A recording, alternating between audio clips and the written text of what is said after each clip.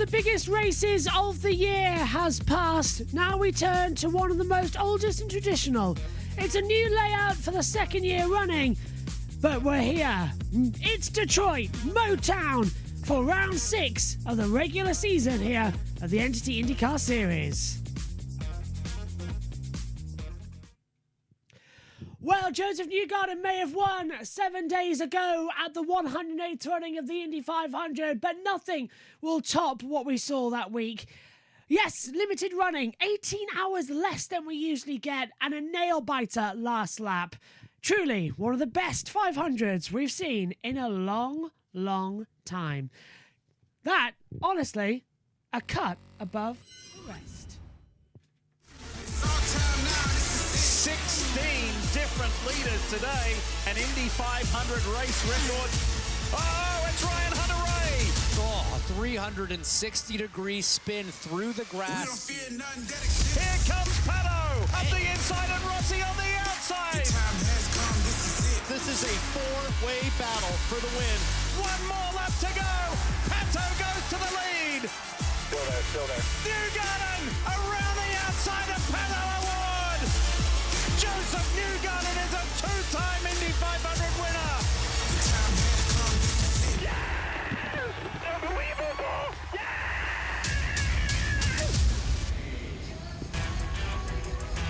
Oh, it's just as good a week later, isn't it? As NBC Sports welcomes you to INDYCAR Live, presented by Liberty Mutual Insurance. And look at where we are. The iconic Renaissance Center, the Rensen, and we're in the shadows of it here on this unique split pit lane on the downtown streets of Detroit. Hi folks, Lee Diffie along with Townsend Bell and James Hinchcliffe. And yes, just like you, we're still buzzing a week later after that incredible last lap pass by Joseph Newgarden on Pato Award to win his second Indianapolis 500. You have loved this sport for decades. Where does it rank for you?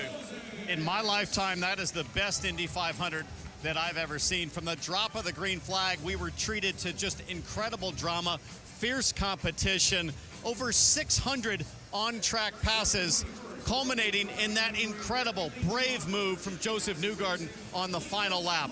But this is a full reset now, James. We come here, and the contrast could not be more different. It couldn't be any bigger. We're going from the most storied race in history, 108 years. This is the second year we've gone through the streets of Detroit here. One of the biggest tracks, fastest speeds, to the shortest track on the calendar. It is tight, and it is treacherous, guys. We saw all sorts of issues in practice. Guys going in runoffs, guys brushing the wall, guys smacking the wall. This place is relentless. You have to be absolutely picture perfect. We saw everybody have some kind of issue, veterans and rookies alike, and that is setting us up for, I think, something that's going to be a pretty spectacular race here this afternoon. And T-Bell, all of that carnage, what does it create?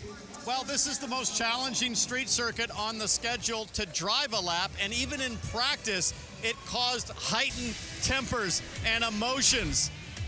This is practice. We're talking about practice, man. Ferrucci and Kirkwood going at it.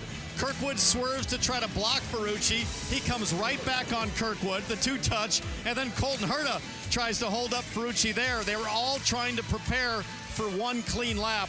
It was next to impossible to accomplish here on Friday, and it led James to even more drama after the practice was over. Yeah, some words and some fisticuffs exchanged on pit lane there. Tempers were high, but look, that's what happens in this close quarter street circuit racing, even in practice. So I can only imagine what we're going to see today. There is not a happier person in the world of motorsport than the driver with our Marty Snyder. Marty? Yeah, Diff, it's pretty good to be Joseph Newgarden these days. Not only the 500 win, but also a multi-year contract extension as well. So it's been a busy week. Have you had a chance to relive it and sort of look back to 500 yet? Not completely. I'm really ready to get home. I'm excited about a great race day. It's awesome to be here in Detroit. You know, it's just a different feeling when you come here, when you win the 500 with the team. You're sort of in survival mode just a little bit on a weekend like this, but we've had fast cars, which makes our job easier. Really encouraged. It's great to have Astemo in the car. It's been a long-standing partnership with Hitachi, and to have the Astemo branding is really special to us. You can see the Rensen in the background, so it's Team Chevy's backyard too. But yeah, I'll relive it probably next week or maybe later in the off season, but we need to get through this race and get some good points. What did you learn last year to help you manage your time better in an effort to focus on trying to chase that third championship? Well, I think it's a collective effort. The team has been easier on me this weekend than they were last year, and they're doing the best to help me out. And, just, it sounds simple. People go, what's the big deal? You just talk about the win. That thing's enjoyable, but it is draining. When you talk about something for 10, 12 hours straight in a day, it wears you out. And so I need to collect myself a little bit, but I think the team's going to work with me in a great way. And, it's a long season still to go. We got a lot of work to do, and I think we have the potential with all of our cars. So I'm going to try and apply some of the learnings, like you said, last year, get a little more personal time, and see if we can fight for this championship. Joseph Newgarden trying to become the first driver in 24 years to win the Indy 500 and the next race as well. Dylan Welch.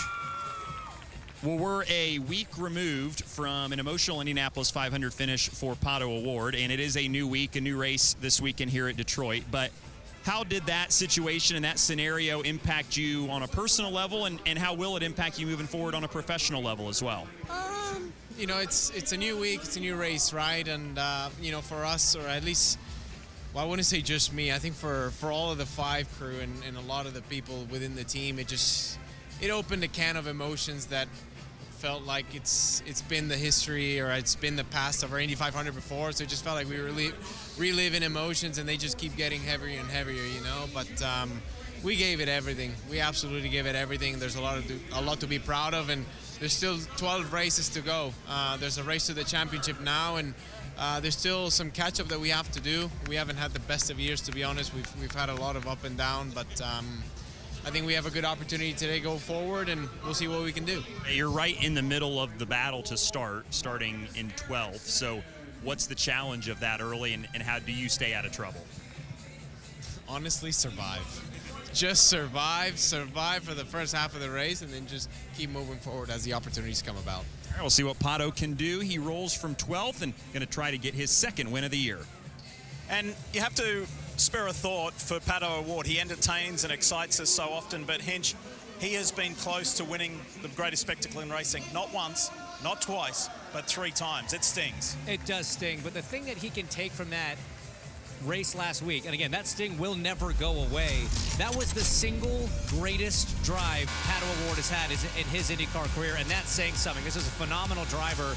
That car nowhere near at the performance level, I don't think, of Joseph Newgarden's, but he threw that thing on his back and dragged it up. You can see the emotion, what it takes out of you losing this race. It's as heartbreaking as winning it is elating for the driver that does that. But still, a lot for Pato to be proud of. Consistently, he's finding himself up front at the 500 at the end of that race. He's getting one of these one day. Townsend, is there really such a thing as the Indy 500 hangover for drivers?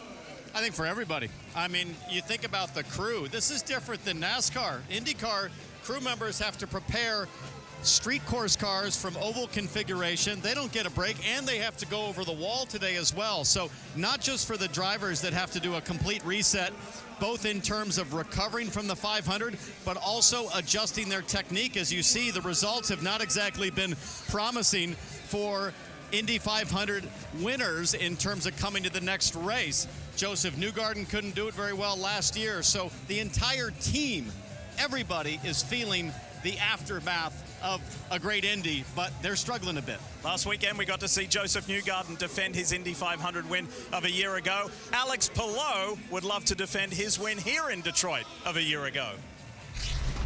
Detroit, Michigan, the most famous automotive city in the world.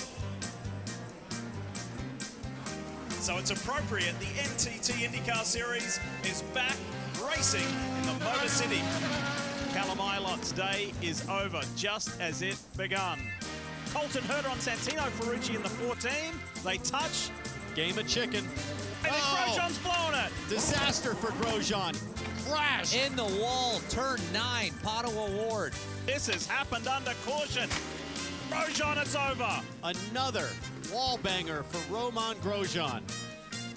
He's like a surgeon, so precise, so methodical with every step. Checker flag. Great job, man. The Motor City says hello, hello. Alex Palou is trying to do exactly what he did here last year on the streets of Detroit. Still in the front row, starting second. How does that change things? Do you have any concerns about the beginning of this race? Yeah, but as always, same as I did last year. I mean, every time you start on a street course, especially a street course tight as it is Detroit, it's concerning, but it's the same for everybody. We're starting on almost the best starting position, so front row is great. Hopefully we can get a clean start, clean first couple of corners, and see from there. For someone with a good car and a championship lead, are these types of races with unknowns and concrete walls more worrisome than others? No, not really. I mean, whenever we have a fast car, it's fun. It's still fun, and it's no worrying. So it's worrying when you have a slow car and you cannot really move up front. Yeah, I'm looking forward to the race. The car's been really good all weekend, and I think we have a good shot to win the race today. Alex Palou, definitely one to watch today. Starting up in the front, Diff. And Kevin, let's not forget he led 74 of the 100 laps here a year ago. He's got a championship lead of some 20 points. Do you get the feeling we're going to be talking about Alex Palou a lot today? Well, let's talk about technique. There's a couple of ways to approach this racetrack, which is so challenging, so bumpy, and so unforgiving.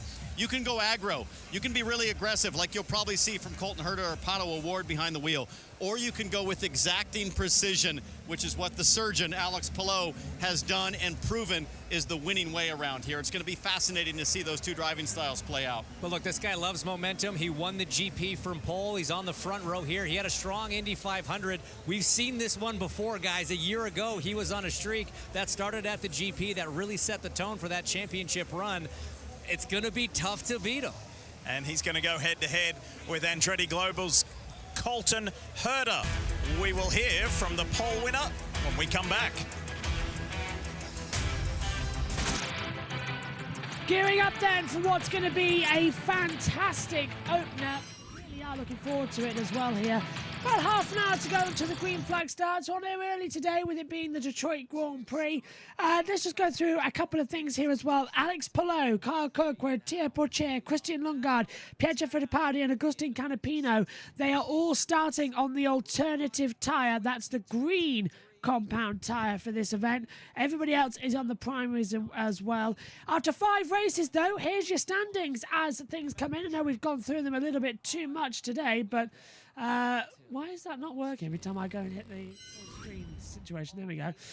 Alex Palou leads on 183 points. Scott Dixon on 163. He's 20 points back as well. Will Power, he's up in third on 157. Pato O'Ward has 134, the same as Colton Herta, today's pole sitter as well. Scott McLaughlin has 131, Joseph Newgarden 122, Alexander Rossi on 120, Felix Rosenquist has 116, Kyle Kirkwood 115, Christian Lundgaard 102, Santino Ferrucci 95, Venus VK, he's on 87.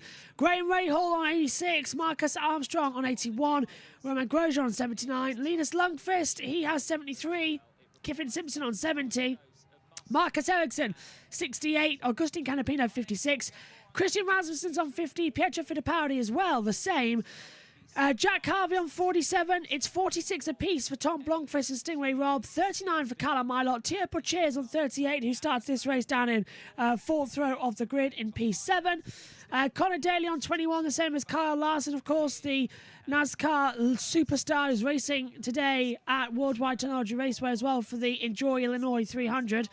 30th, Takuma Sato is 19. Ed Carpenter 14, the same as Luca Giotto.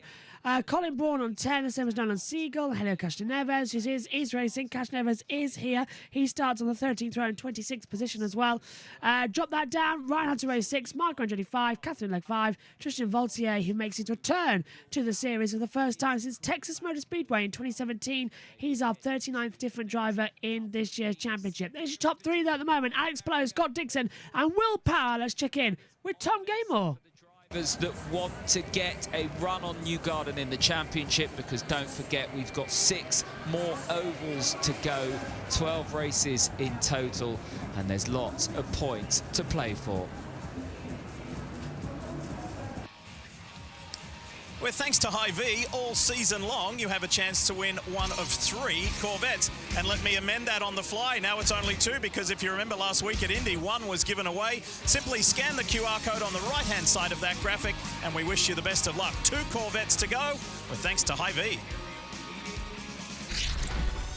Detroit, we're going in there with the biggest intention of putting on a great show for everyone, but also delivering a win for GM at their home base. Joseph Newgarden is on his way to the checkered flag. Newgarden wins in Detroit. The Chevy engine was perfect. I had the fuel mileage I needed, I had the horsepower, the drivability. In Chevy's backyard, this is a big win. At the Chevrolet Detroit Grand Prix, it's a Chevy that wins. Pato O'Ward is a two-time winner. That's for Chevy, baby. That Chevy power took us there. Nice work, buddy. Let's go! Team Chevy, man. I mean, I'm so excited, so pumped to get them this. This is a Team Chevy territory. The Chevrolet Detroit Grand Prix, the last one at Belle Isle, is won by Will Power. Yes, yes, yes. Redemption, boys. Redemption. Will Power's wins is the 100th for Chevy in INDYCAR. That's a big accomplishment to bring Team Chevy. A lot of pride in winning here in Detroit. For decades, this has been the global headquarters of General Motors, the RenCen, as it's effectively known, the Renaissance Center, and we're standing right below it. It is such an iconic structure. There's two landmark events outside of the Indy 500 on the INDYCAR schedule that the drivers want to win. If you're a Honda driver, you want to win the Acura Grand Prix of Long Beach. If you're a Chevy driver, you want to win here at the Chevrolet Detroit Grand Prix. How big a deal is it for the drivers to do that for their manufacturer? Well, listen, the drivers want to win everywhere, but it's the executives of the brands like Chevy and Honda that want those wins. Yesterday we had a fantastic IMSA race. There was Cadillacs and Corvettes in that race, but it was Porsche, it was Acura, it was Lexus at the front of the field. So I think there's extra pressure on the Chevy drivers in the shadows of corporate headquarters right behind us and all of the executives and employees that are here today, that Chevy really wants the win today. And all these drivers know that this doesn't happen, without the help of a lot of people from those engine manufacturers. So wins here, wins that are important to the people that support the race team, are important to drivers. You heard it in those interviews, like from Pato, like from Joseph. These guys are so thrilled when they can bring a home win for these manufacturers. And one driver who would like to spoil the GM or Chevy party is with Marty Snyder. Well, Colton Herta and his Honda would love to spoil the party, Lee. That's exactly right. So are manufacturer bragging rights really a motivating factor? For sure, yeah. We want to do well for Honda all the time, and especially here in GM's backyard. It feels really good for everybody at HRC if we win today. Even starting from the front, what's the challenges of the streets here at Detroit? Staying clean. It's incredibly tough to get tires up to temp, so I think you'll see a lot of guys working the overcut. Even the softer green compound is going to be still probably 2 laps to get into the window. So yeah, it's going to be all about strategy when you pit, how long you can go. So hopefully we get out front, hit a fuel number, and that can kind of dictate our race from there. It was an interesting Saturday morning practice. Santino Ferrucci had some interesting words for you and your teammate Kyle Kirkwood. Are you concerned he races you any differently and maybe more aggressively today? Can't be much worse than it already is. All right, there goes Colton Herta. He'll start from the pole. For the other side of that story, here's Kevin Lee. All right, Santino, where do things stand with the Andretti drivers? Man, we're all good. I went over to their tent the other day after things had settled down. They're obviously an engineering meeting before we go out for qualifying, but me and Kyle texted back and forth. Man, like I said, we've known each other a long time. A lot of respect for both those guys. I'd say we're good to race, clean and hard, and like I said, it's hard to ruin a friendship that you've had since you were 6-7 years old. So yeah, over a little bit of miscommunication on track. Okay, let's talk about the race. The momentum continues for the AJ Foyt number 14. 10th best start outside of the Indy 500 for the season. What do you have for today?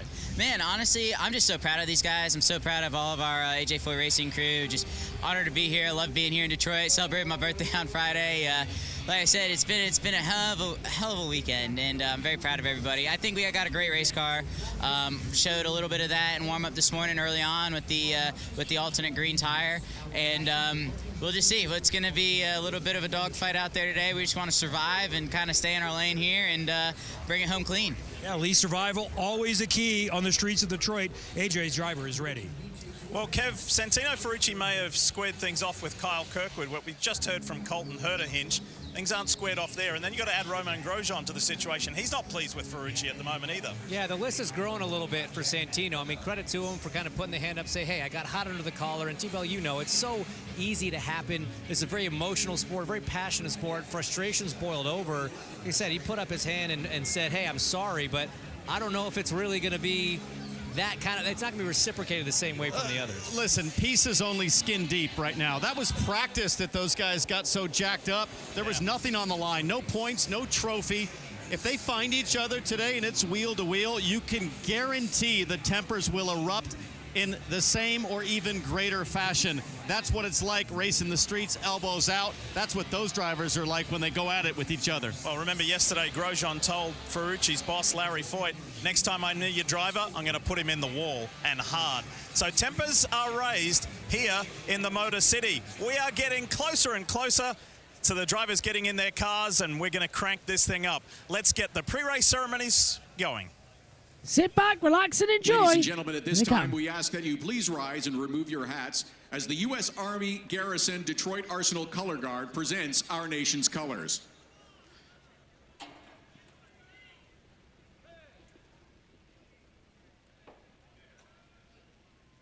Please remain standing as Father Tim McCabe, Executive Director of Pope Francis Center, offers today's invocation. Let us pray. Blessed are you, Lord our God, God of car races and Lord of the universe. We give you thanks and praise for the blessings you have bestowed upon us and upon this great American city of Detroit. Lord, we call upon you now. Look with favor upon all of us gathered here this weekend. In your mercy, keep us all safe and protected. Drivers and teams, fans and spectators, and those who are working. Keep us united in our diversity, mindful of our blessings, and compassionate toward those who are less fortunate than us. This we pray in your holy name. Amen. Here to perform the Canadian and United States National Anthem is the 2024 Motown Museum Amplify Artist of the Year, Jasmine Terrell. Oh, Canada, our home and native land, true patriot love, and all our hearts command. Carton brasse porti paix, il se porti la croix. Ton histoire est une épopée des plus brillants exploits. God keep our land glorious and free. We stand on guard, we stand on guard for thee. Oh, Canada, we stand on guard for thee. Oh, son, can you see by the dawn's early light what so proudly we held at the twilight's last gleaming, whose broad stripes and bright stars through the perilous fight o'er the ramparts we watched were so gallantly streaming. And the rockets rocked there, the bombs bursting in air, gave proof through the night that our flag was still there. Oh, say does that star-spangled banner yet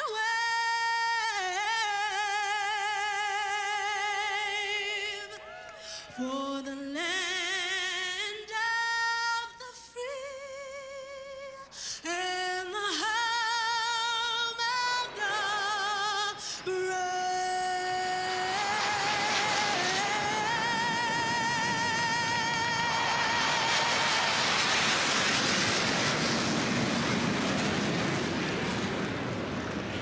applause for Jasmine Terrell and her performances of the Canadian U.S. national anthems.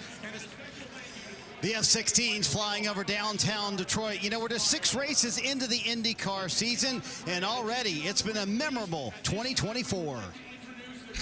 The greatest place to start the IndyCar Championship. Oh, that was a wallop. Is there contact with Romain Grosjean? There sure is. The Firestone Grand Prix of St. Pete belongs to Joseph Newgarden. Team Penske, led by Joseph Newgarden, who had his win in St. Petersburg stripped. Pato O'Ward was awarded the victory. Felix Rosenqvist, who gets a great start in the Acura Grand Prix of Long Beach. Hit up the back. Dixon versus Herder. Chip came on, he's like, just go for it, man. And I was like, I'm going to try. Well done. Let's go racing at JBMotorsports. You gotta be kidding me. That's a mannequin. Scott McLaughlin is exhausted. Thank you so much. Well done, team. The month of May is officially underway. Whoa! 4 or 5 cars on the grass. What you watched today, guys, was the Polo Show. This is the Indianapolis 500. Oh, Blomqvist lost it down low. Herder. The huge one for willpower. Joseph Newgarden around the outside of Pato O'Ward. Let's go! Oh my goodness! May is over. The championship stretch for IndyCar starts right now. Closing in on the command to get the engines fired here in the Motor City. So while we've got the break and you can see the starting grid start to line up, let's check in with our own Tom Gaymore to see what he's seeing before the start of the race. Tom, over to you. Now, if you're wondering why we heard the Canadian national anthem whilst being in Detroit, Michigan, well, just across the Detroit River there is Ontario, Canada, and in a lot of the major sporting events down here in Detroit, Michigan, because of the close proximity and the Canadian population within the local area, as a mark of respect, they play both anthems. Now, we've seen just through this year how unpredictable IndyCar has been. There's been 5 different winners in 5 NTT IndyCar Series points-paying races to start the season, and one driver who hasn't yet put his name in victory lane is our pole sitter Colton Herta. Now, I tweeted yesterday, Colton Herta and Alex Palou fast. They are both unbeatable. They both looked very, very close to their brilliant best yesterday, and that is ominous. We will see a real duel between those 2 Honda drivers into the opening corner, and it's a split tyre strategy as well. So Colton Herta will start on the black, harder tyre. Alex Palou will start on the green, softer tyre. Remember, the alternates this weekend are green because it's the Waioli tyre. That Waioli shrub, of course, which is grown in or native to northern Mexico and the southwestern part of the country. It's part of IndyCar's commitment to sustainability. It's a really, really interesting tyre. It's actually harder than last year's tyre due to the added weight that we thought we were going to have with the hybrid units that haven't yet arrived but will be coming in mid-Ohio. So it's been a little bit difficult for the teams and drivers to get their head around this Waioli alternate tyre, but they are starting to do it. We have had, of course, St. Pete and Long Beach to get us to this, the 3rd street circuit of the year. We've got 2 very, very quick Penskes on the 2nd row. They are both on the black, harder tyres, but the drivers now getting in their cars, and we're going to go green soon.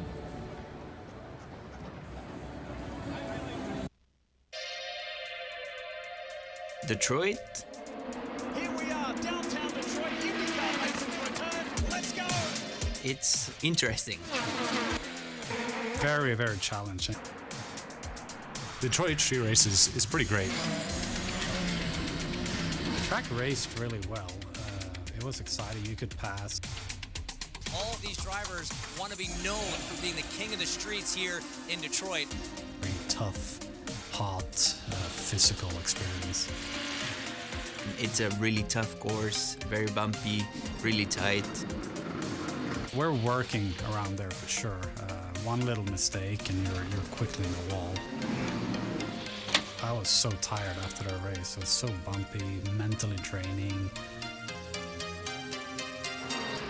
Racing back on the streets of Detroit, and it's Alex Palou who wins the Chevrolet Grand Prix of Detroit. Honestly, the show that we put on the race, I think everybody loved it. I think there was a little bit of apprehension about like how that was going to race and how it was going to go, and it turned out to be a fantastic show.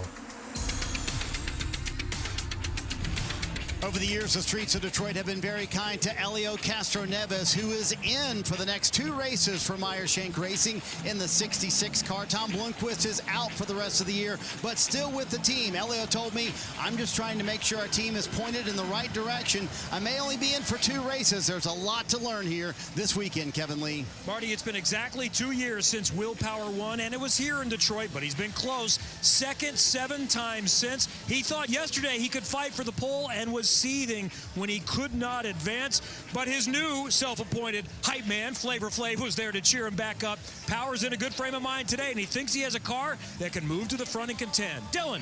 Kyle Kirkwood described his car yesterday as a rocket ship after qualifying, but he spun pushing to lay down a lap he felt like could beat his teammate Colton Herta for pole. We may see some of that speed from Kirkwood early. They're one of just 3 in the top 10 starting on the softer tire, and Brian Herta, the strategist, told me we expected that. We know we've got to attack the first 5 laps to keep us in the hunt. Watch for the 27 and move forward from 6, Marty. Dylan, let's chat with Rob Edwards, the strategist for Colton Herta, who will be on the pole today. You know, when you look at this race, Rob, on paper, it's a very simple 2-stop race. Is it more complicated than that, though? It's way more complicated than that. I wish it was a straightforward 2-stop race. You know, we're racing through these city streets and these walls, and you don't know when the yellows are going to come. And so there's this sort of random number generator that you're working around as you plot your strategy. And then obviously, you know, rain overnight. I think, you know, we had a pretty good idea where the tires all were on Friday. I still think they'll end up in the same place in terms of the balance between the alternates and the primes. But you know, a few things to figure out on the first stint, and it's spitting rain as we're talking, so who knows what's going to happen here. I was going to ask you about that. Your driver's pretty good in the rain as it literally just starts drizzling here on pit road. Would you welcome rain today? I wouldn't. I would welcome a nice cookie-cutter, clear 2-stop race. Obviously, starting on the pole, we're in a good position to execute that best. So that's what we'd like, but we'll take what it gives us and hopefully end up at the point at the end. Lee, he wants a clean 2-stop race, but I have a feeling he may not get that here this afternoon. It's a complicated, tough place here in Detroit. Rob Edwards has to navigate it for Colton Herta. Well, his boss's son, Michael Andretti's son, Marco, gave us one of the most memorable moments here in Detroit in wet weather. But that was down the river a little bit at Belle Isle. These are the downtown city streets.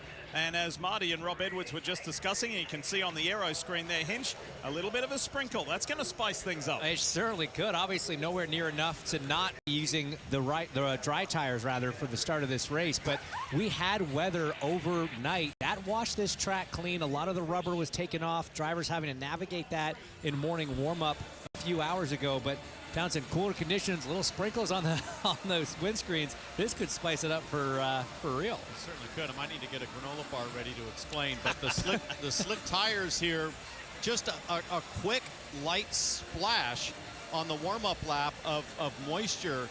If you think about the concrete sections of this track and all of the Firestone rubber that's been laid down, you sprinkle some water on there at the wrong time, and it could be a disaster on the opening lap, going into the first big brake zone after that massively long straightaway into the hairpin turn. Well, not only do they have to deal with some sprinkles right now, but like any other downtown street surface, it's not exactly billiard table smooth. Watch Pato O'Ward get airborne. Look at this.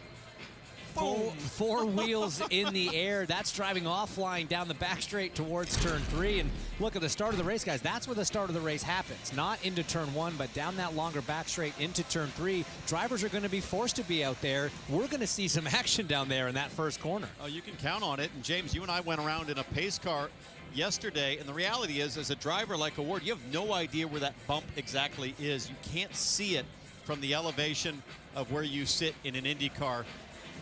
and you're going to have to go 2-3 wide on the start to make moves happen. Well, our chief meteorologist is Marty Snyder. He loves it. He always says that his app is the best. What's the latest down there, mate? No, what I tell you is you guys need better weather apps. That's what I say. I talked to Pato about that 4 wheels off the ground a moment ago, right before he was introduced at driver introductions. I said, did you feel it? He said, oh, yeah, it was, quote, gnarly. And he said, yeah, I now know what I don't want to do in the race. I don't want to be that far right going into turn 3 for sure. Just one of the many obstacles that the 27 drivers will have to deal with here today for the Chevrolet Detroit Grand Prix. There was a slight delay clearing the grid with the fans, but we're ready to go now, so let's go trackside for the command. Race fans here in Detroit and watching around the world, it is time for the most famous words in motorsport. Here to give the command, please welcome President of General Motors North America, Marisa West. Welcome to Detroit. Drivers, start your engines.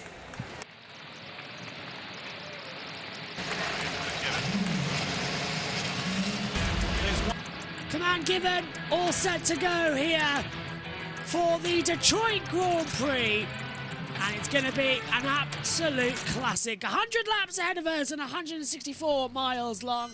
I'd like to say that. Joining me in the commentary box is Jackson Lambros. Megan's going to be here soon as well. Jackson, welcome to you. Detroit always lives up to it. We're racing in Motown. It's starting to rain. Alternate tyres to start with on a few drivers. This is going to be, I think, an absolute classic. How are you? I'm doing awesome. I'm so stoked for this. We've talked about this track as being a curator of chaos, whether it's the bumps, the narrow aspects of this track, or honestly, just the way it curates carnage. Anytime we see guys go 2-3 wide down East Jefferson, rain is going to be such an amplifier if that picks up. Obviously, we just heard Marty telling us that's probably not going to happen. But, I mean, if anything can happen, it's going to be here. It certainly is, and this place just oozes a lot of passion. We're going to try and get into a lot of it as well with some songs. Hashtag Spot the Song lyric is going to be played a lot today with us being here in Motown. Here's your starting grid then. Colton Herter starts on pole position. He starts on the black primary tyres.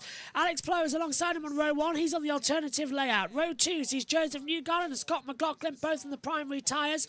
Row 3 sees Scott Dixon. He's on primaries. Kyle Kirkwood takes the alternative. Row 4 sees Theo Pache, the rookie, start on the alternative. Will Powers alongside him on the primary tyre. Santino Ferrucci is starting in 10th position. He's had a lot of aggression there put towards him this weekend. He starts 10th on primaries. He's alongside Marcus Ericsson. He too was having a little bit of a fight with him as well this morning in warm-up. He starts on the 5th row P9. 6th row of the grid sees Christian Lundgaard on the alternative tyre start 11th. Pato Award is on the primaries as well alongside him in 12th. Row 7 sees Christian Rasmussen. Graham Rahal carrying a grid penalty starts 14th on the grid on the primaries as well. Row 8 Roman Grosjean and Felix Rosenquist 15th and 16th both with primary tyres. Row 9, Alexander Rossi on primaries, Pietro Fittipaldi starting on the alternatives. Row 10, Venus VK alongside Agustin Canapino, who's starting on the alternative. VK is on the primaries. Row 11, the rest of the field on primary tyres now. So row 11, Linus Lundqvist and Marcus Armstrong. Row 12, Kevin Simpson with a grid penalty. And then row 13, he's alongside Stingray Rob. Row 13, Tristan Vaultier making his first race since Texas in 2017. He's alongside Helio Casneves, and Jack Harvey has row 14. I think Jackson as well, the one thing that we're going to be looking at and really hoping for is a very smooth race, because we don't want any of what we saw yesterday with Kirkwood and Ferrucci and Herter all battling out together.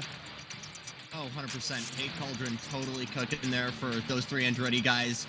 And for Roman Grosjean, frankly, a conflict we've seen since Indy Grand Prix and maybe a bit before that, but it feels like a lot of emotions that have been cooking up for maybe even longer than this season kind of came out in the pit lane after first practice.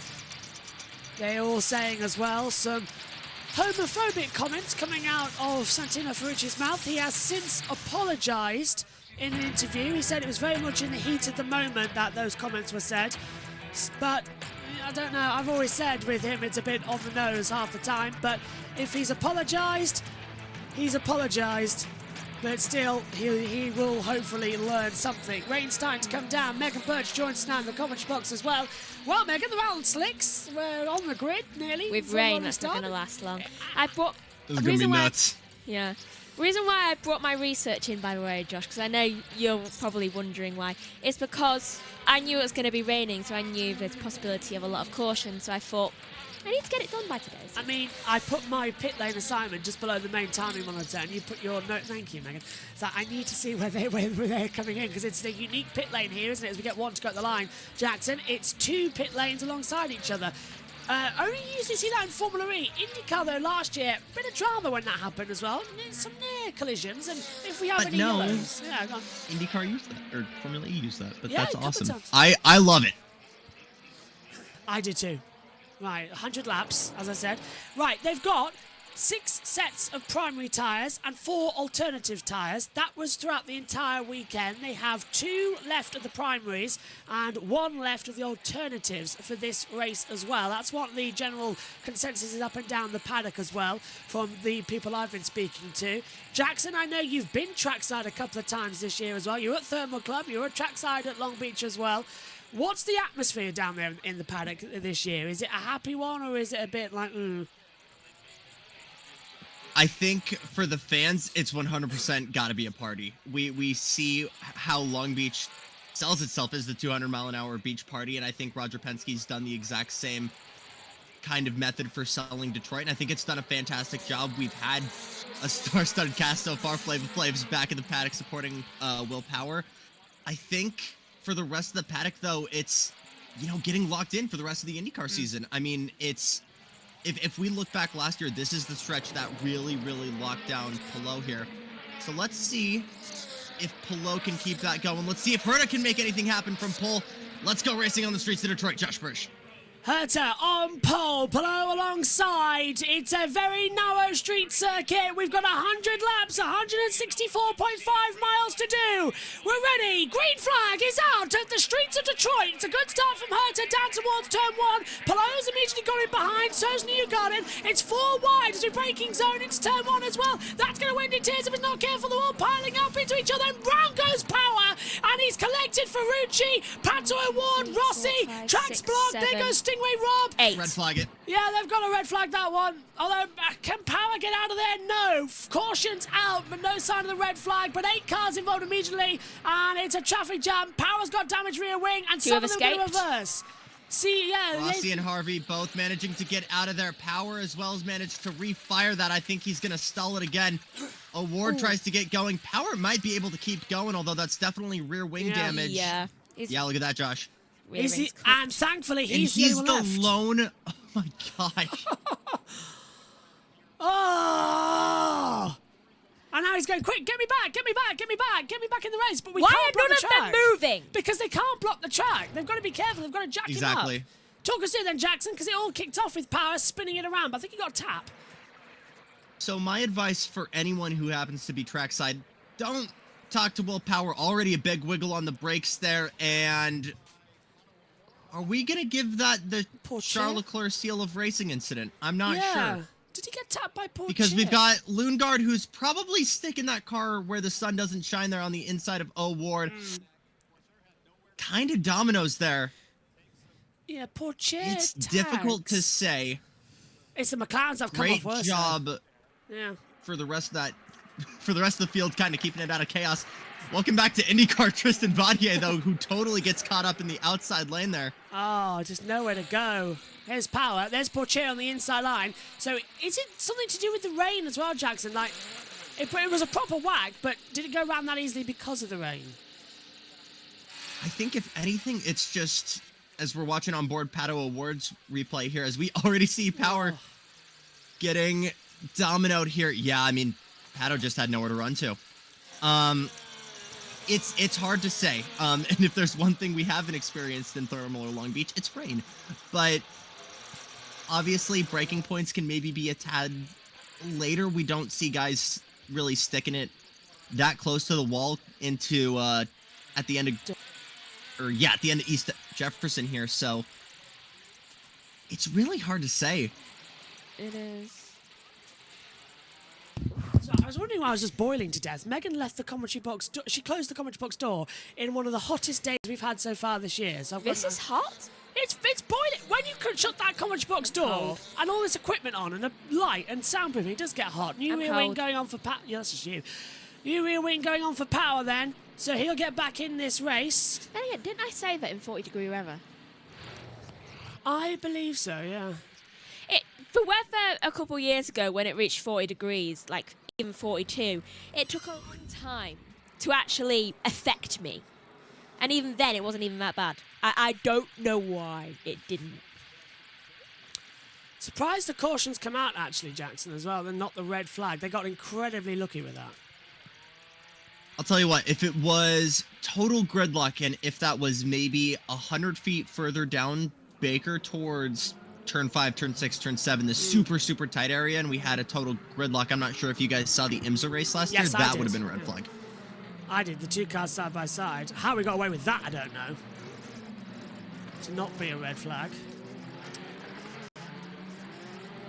Guess what? Felix Rosenquist, we just saw also getting service in pit lane. I'm not sure if that's again very similar to what we might have seen, what we might have saw yesterday, trying to get an alt strategy to get yourself to the front of the field in an unorthodox way. He likes that, getting it out of the system, just making sure that it doesn't make any mistakes coming into it.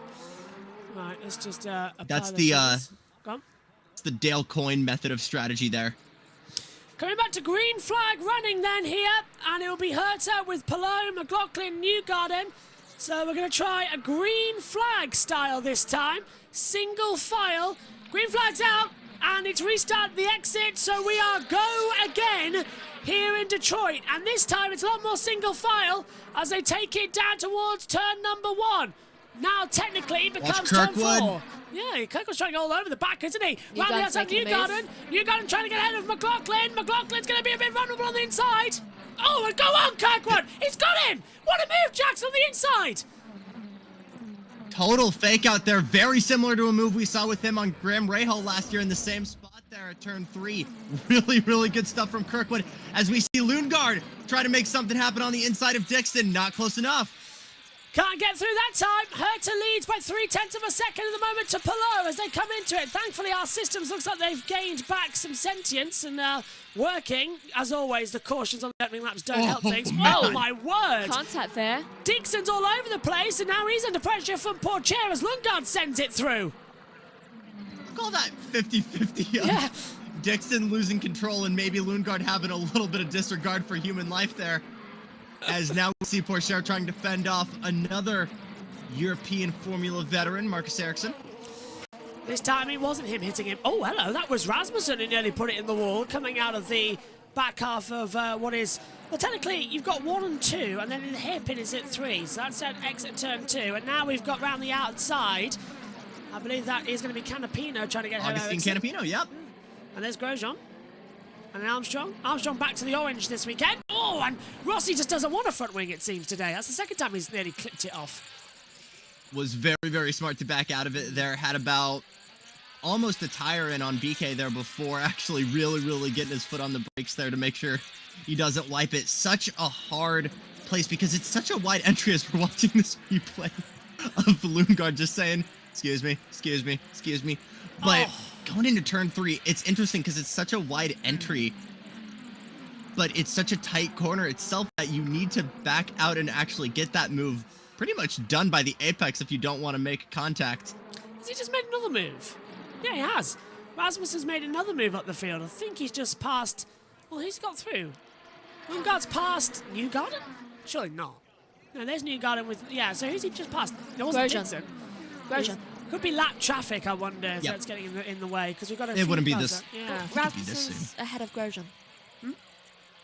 Rasmussen's ahead of Grosjean, right, okay, so he's into P11. On board with Colton Herta, it's got Palou just behind him as well. Just trying to be careful as well. And Palou, I'll tell you what, here last year, go on. If Palou doesn't get this pass done here in the next 5-10 laps, I think Ganassi's going to tell him to back it off. You already have a 50-point lead in the championship. you're really, really comfortable when really the most you can lose or gain in a race is give or change 40 points. Again, very different point system to what we see in the other big open wheel series, but he's running in a perfect spot here. You got to think big picture.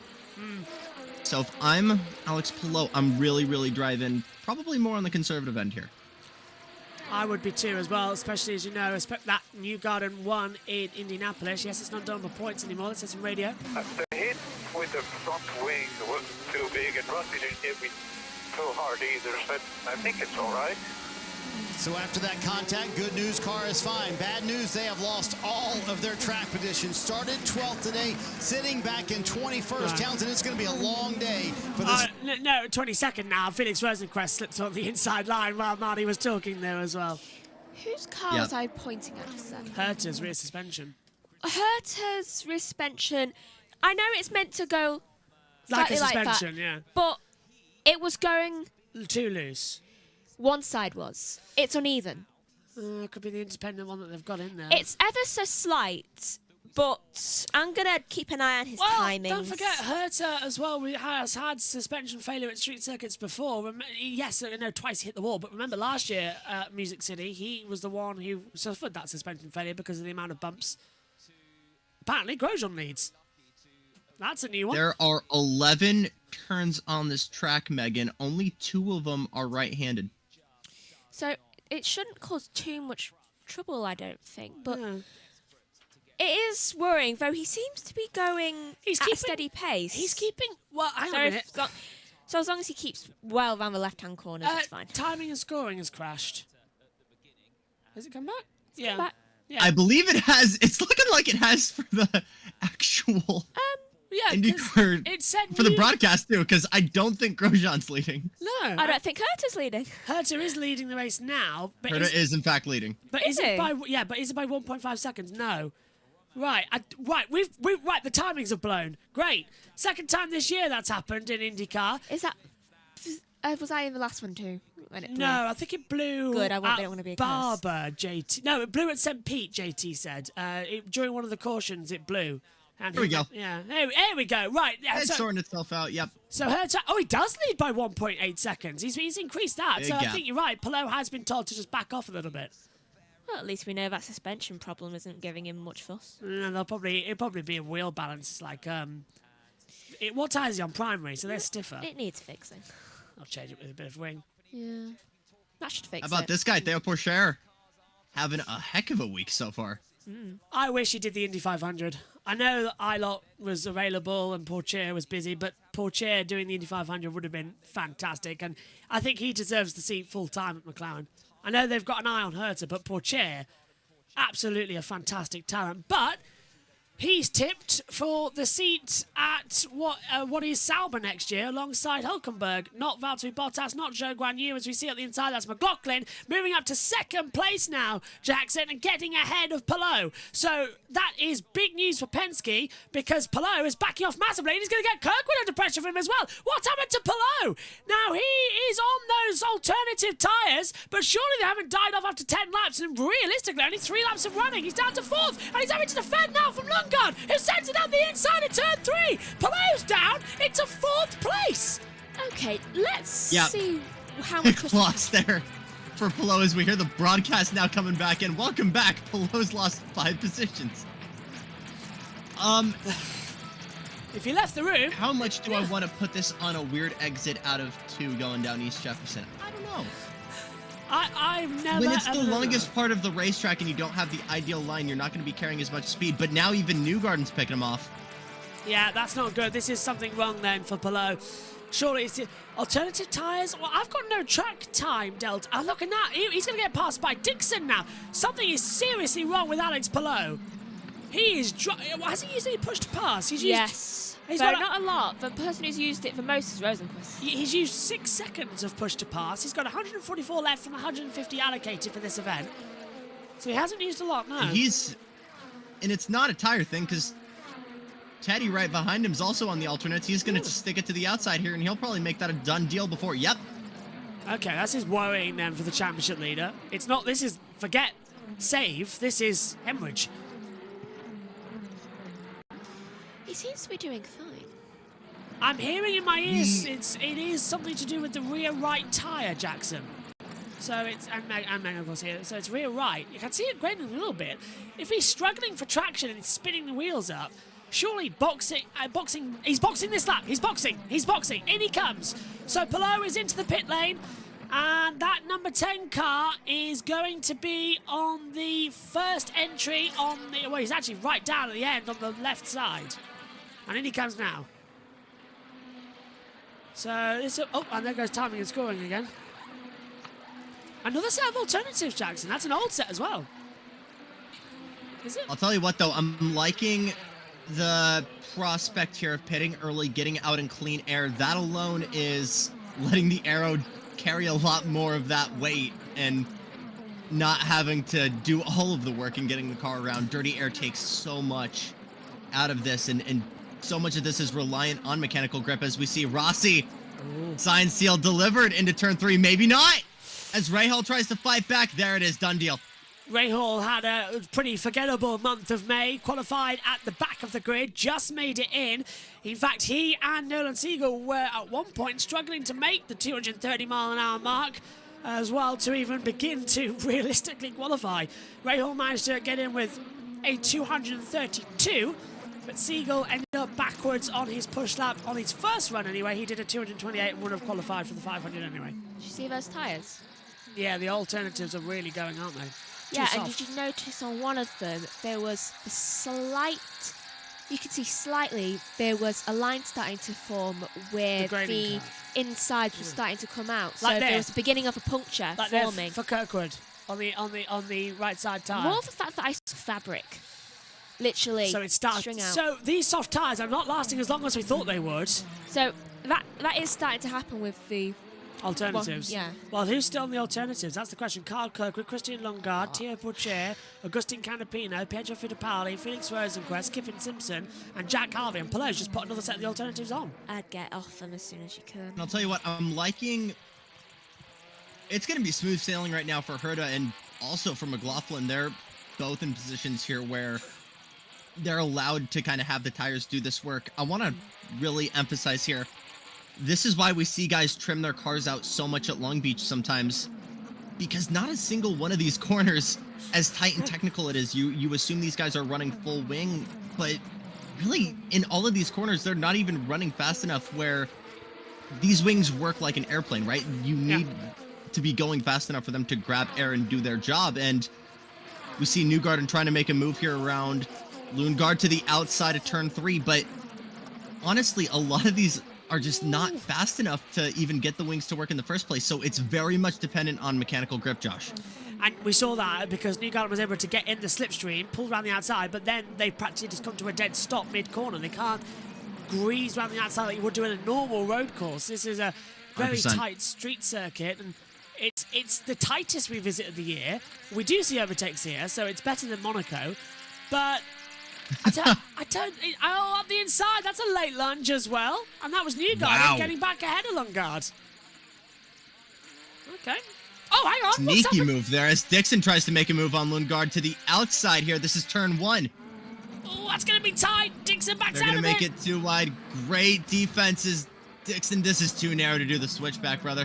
How do we see racing here, and yet we don't in Monaco? Which, Monaco's wider than this track. I don't get it. I never do. And in defense of Monaco. I love it too. As a course, it's a lot more interesting when you kind of realize that almost all of these are just right-hand corners, as we see Lundgaard and Dixon going back at it. Pourchaire and Ericsson also with the seat at the table. Position stands right now, though, as Pourchaire tries to make a move around Scott Dixon.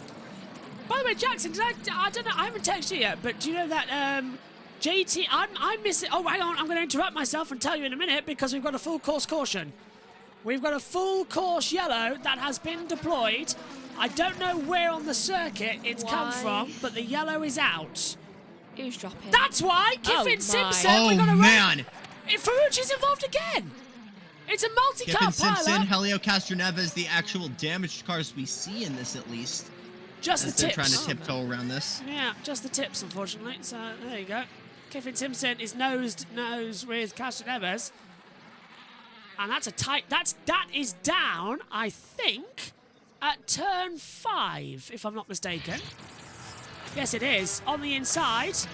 Oh, Ferrucci, you muppet! Oh, He's done my it again! gosh. He's done it again! And then he stops to gloat.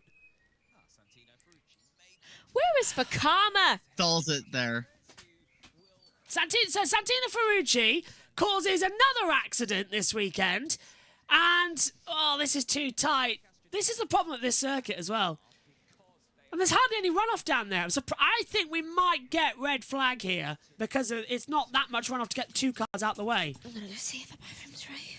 I would agree. I'm impressed no one's actually stalled it trying to tiptoe around here. Yeah. And this is turn 5 going off of Bale Street down the hill. Yeah, I forgot I've actually got a driver tracker map. So I've now got the driver tracker, but I forgot I've actually printed out a map that's below the commentary monitor. It is downhill at turn 5. That is down at Waterview Loft, alongside the Riverwalk, alongside the Hart Plaza? Oh, yeah, Hart Plaza. Well, here we go again then, folks, unfortunately, with the yellows coming out. So, the thing is, though, I don't think that's going to put Castroneves or Simpson out because it does look like nose damage. I mean, if we know one thing of IndyCars at the moment, we know that they are absolutely bulletproof. Oh, 100%. So they're going to be back there. Still waiting on see what's going to happen. Let's catch up with the chat. Go on, Jackson first. Obviously, the kind of big reason of the move here was for going from Belle Isle back to downtown. Chevy headquarters we see in the background here, the Renaissance Center. Heard from the grapevine, though, that potentially they are moving out of that building before the end of the year. So potentially, I don't want to say a return to Belle Isle, but maybe another relocation of the track in the future. Oh, not another one. Nothing solid yet, but been theories. I must admit, for hashtag Spot the Song lyric for the Motown weekend, that was another one we're hearing on the grapevine. I thought that was very nice how you wove that in. Right. You were saying something about JT, though. He's on his way. He's busy. JT is... Oh, right, yes, okay. Right, I'm not covering the 2 Iowa races, because I'm trackside again at Donington, but I'm, as a fan, with Maddie Patterson and her team for the World Superbikes and the Women's Championship as well. So I'm missing those races. JT's covering the first race, but we have nobody to cover the second race because JT's... I'm here. Yeah, I was going to say, if you want... I was going to text you about it, but if you want it, you can take the lead. And Omi's going to do the... how it's going to work is, Omi's going to control the OBS. You'll have the same as here with TV pictures and music and all that and sound, and you can lead the commentary. I'm going to try and get myself kitted out as well here and get the stuff you are now that I'm back home. But we will figure that out. We've got see Pillow at work here. Same with Will Power as that's how far back he is. That's Linus Lundqvist behind him. So that's put on to primary tyres now for Pillow from the alternatives. He's run those twice. I'm being told rain is incoming. As we take another look at how Santino Ferrucci just, is making all friends here. He just ran completely into the back of Castroneves. And then he stops. It's a hard place to overtake to stop from the start. That is not okay. Dumb move from Ferrucci, yes. Intentional stop on the outside, no. He couldn't get round. Stalled it on the outside there, trying to avoid his own mistake. Is he bumping Simpson as well? with nowhere to go there. There he is. Santino. So try to late fade to the outside there and just did it about half a second too late and just totally gave Castroneves the chrome horn there. Let's have the radio. I think they were just checking to make sure they didn't. All right, no radio. I'm interested to see. Ferrucci involved in 2 incidents in 16 laps, but he's not a DNF yet. The universe hates me, says Belle, a friend of the channel, of course. Coming into it. Charlie Louise says, is there anyone left on the IndyCar grid that Ferrucci hasn't peed off? No. Ash Van der Ley has said, does Santino Ferrucci have the Horcrux of the IndyCar broadcasters? What is this unnecessary gas and air time they keep giving What is him? Ash doing in our stream? What? Who? Yeah. Coming in as well. Yeah, this is not going too well then at the moment. So, yeah.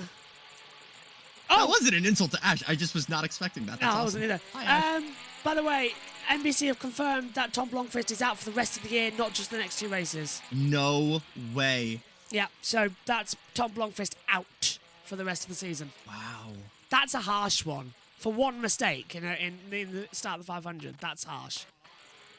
I think it might have been I think we're going to learn a lot more, obviously, as we get further away from this, right? But yeah. I think the way things are looking right now, still very, very close to Mike Shank and his organization. And the way things are falling right now, it seems like they're going to be back with Acura next year for GTP and IMSA. And I think they're maybe looking for an ace there as the problems continue for Kiffin Simpson. As that looked like an issue with the lug nut, actually. I thought that was the air gun at first. And I'm surprised they got that going with the front damage he had there. Because it looked like suspension off at one point. But go on. Mm-hmm. Yeah, but going back here to Blomqvist, I think Shank is going to want him back in a prototype car. And I think it might have been a little bit of oval anxiety, right? Because obviously sports car ace comes over, tries to give this a shot. That was his first ever oval start. And he had a relatively clean month of May, obviously despite the turn 1 carnage, but it's genuinely really, really disappointing to see. And to see someone come over from IMSA, which I've actually been watching longer than IndyCar, it's awesome to see that potentially be, a pipeline over. Tristan Vaultier, I should say. Christian's his brother. Tristan Vaultier has been ordered to move up 3 positions for blend line ruling. Now, presumably that's the pit lane blend line in the centre. Mm-hmm. So he's gained 3 places on that. So he'll move ahead of O'Ward, Power and Lundqvist on the timing screens. Talk about a lucky day. More street courses. This is going to be an unpopular opinion. I freaking love the double file pit lane so much. It gives this stadium feel, right? Yeah. To have that double file. Like, I want you to imagine in Formula E, if they had a double file in the baseball stadium sector. How insane would that be? I would love it. In the best way. Right? We never have pit stops in Formula anymore, but they do have the double pit lanes at some tracks. They had it at Rome, but now it's gone. In fact, hang on, thinking about it, I can't think of a track on the calendar which now has a double file pit lane, because it used to be Rome that used to have it. Paris started it. And it's always for logistical reasons, right? Because you're never intentionally going to give a track a double file. But yeah, it was. I rock with it. Let's have it. I would love it if someone did that in Formula 1 at a permanent circuit. Oh, man. We'll get a crash in the pit lane with Max. That's how you get Herman Token aneurysm. It'd be fun, though. I'd like it. It'll give it... We're going green this time, by the way. How F1... Yeah. I don't know if F1 could do it. I don't know if that somehow violates Grade 1 regulations in a way. I don't know. What matters is pace cars in. We're going back to racing, Josh. I haven't actually read that in a while. I should, really. But look at those dark clouds starting to come off as well. Right over the mountains as Colton Herter leads them back. Green flag running here as we see... Kirkwood. Oh, hello. Kirkwood's feeling a bit feisty, isn't he? To McLaughlin down towards turn 3. Pulls to the outside line. McLaughlin cuts him off. Free at the back. Dixon and Portier. And, oh, hello. Big stop from Newgarden as well. And that's an... Oh, and what's happened to Newgarden? He's got no power coming out of turn 2. He nearly hit the back of Kirkwood as well. Dixon almost went over the back of him. Very, very similar to the contact with Newgarden at Long Beach there. A bit of a nudge in the rear there to activate maybe anti-stall for a split second there, which gave him a poor exit. Still positioned standing as they were right now, as it's behind him, Dixon, Portier, Ericsson, Christian Rasmussen having a great run. Grosjean and Marcus Ericsson, your top 10, as that is Pietro Fittipaldi trying to make a move around Alexander Rossi. Nearly made it stick as well. And diving into the pit lane is Santino Ferrucci for a penalty. Penalty. Quite rightly so as well. Oh, that's a late move as well, this time from VK, and he goes through on Fittipaldi. Nice move on the inside line. Rossi just further up ahead of the road, and how on earth did we not get into the wall there from Graham Rahal, who had a massive twitch coming out of one. As much smoke as he gets as a driver, fantastic car control for Graham Rahal. Oh, he always has had that. He's inherited that from his father, if anything. 100%. Though we're going to get a stoppage here, I can tell, for an absolute downpour. Taken from a Brit, my friend. This is about to throw it down. This is get indoors, bring the cat in type of weather. It is coming. Are Midwesterners the British of America, where they just, ooh. That's why he lost that. Okay. Graham Rahal gets a little bit of front wing movement there as we look at the replay here. Oh, that's what. Power hitting the back of Palou. Again, if that was Formula 1, the wing will be off. IndyCars are made of steel. Explains why they're so heavy, but still. Well, you can correct me if I'm wrong here, but Haas has Dallara as their chassis manufacturer. Yes, yeah. So Haas. Same invincible method there. There's a big wiggle from Christian Rasmussen on exit here going down Baker. Let's ask Megan, who's very British as well.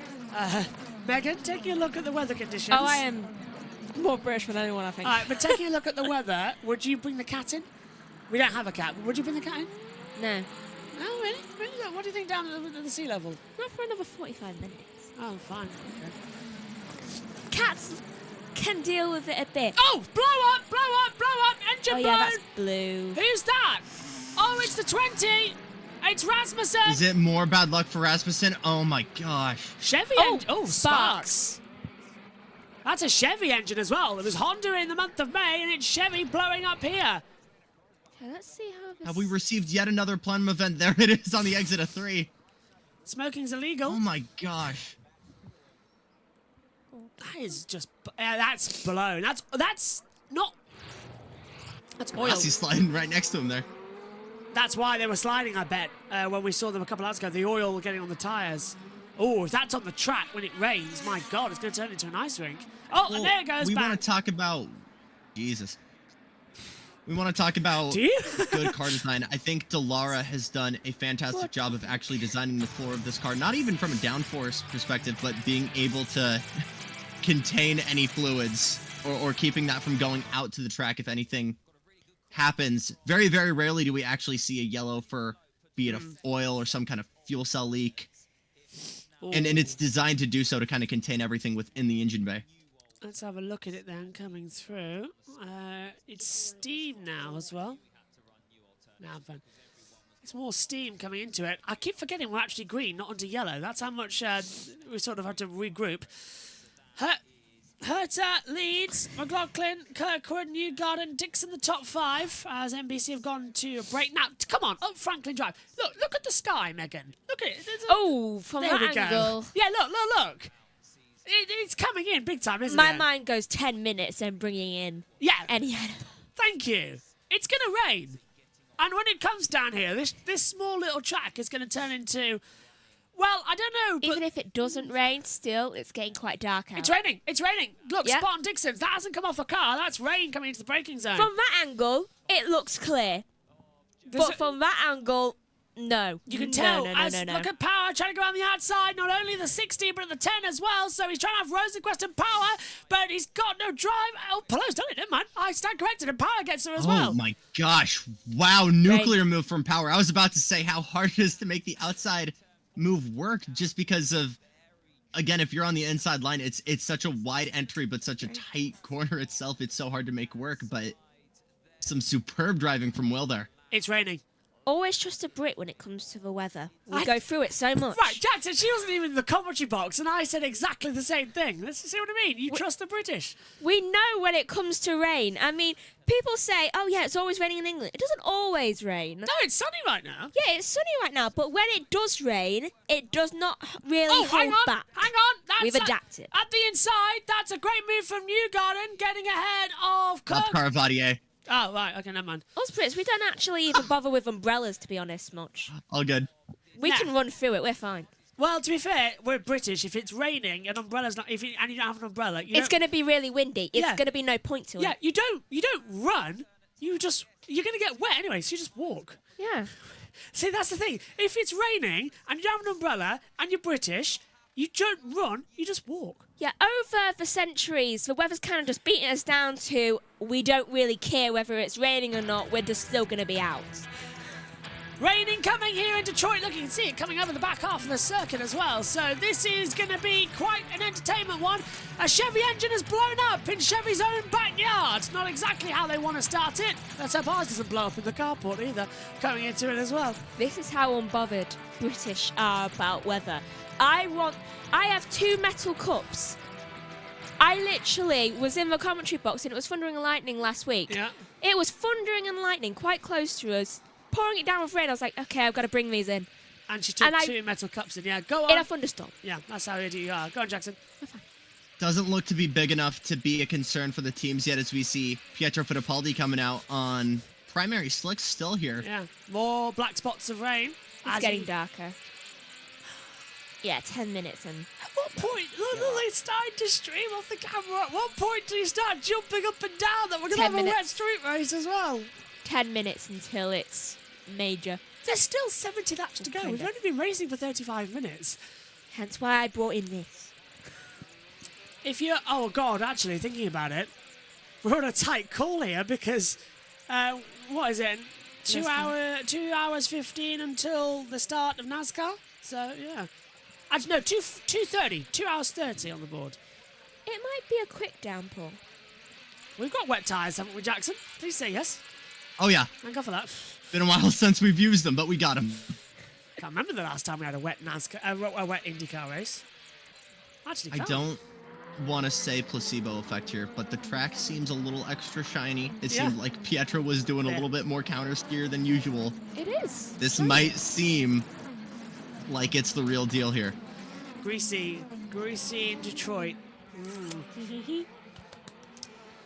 Don't know why, but I can suddenly taste a burger in my mouth as well when I said greasy and in Detroit. Do you know what? So did I. Yeah, it's weird, isn't it? You say greasy in Detroit, you immediately think of burgers. I don't know why. Yeah.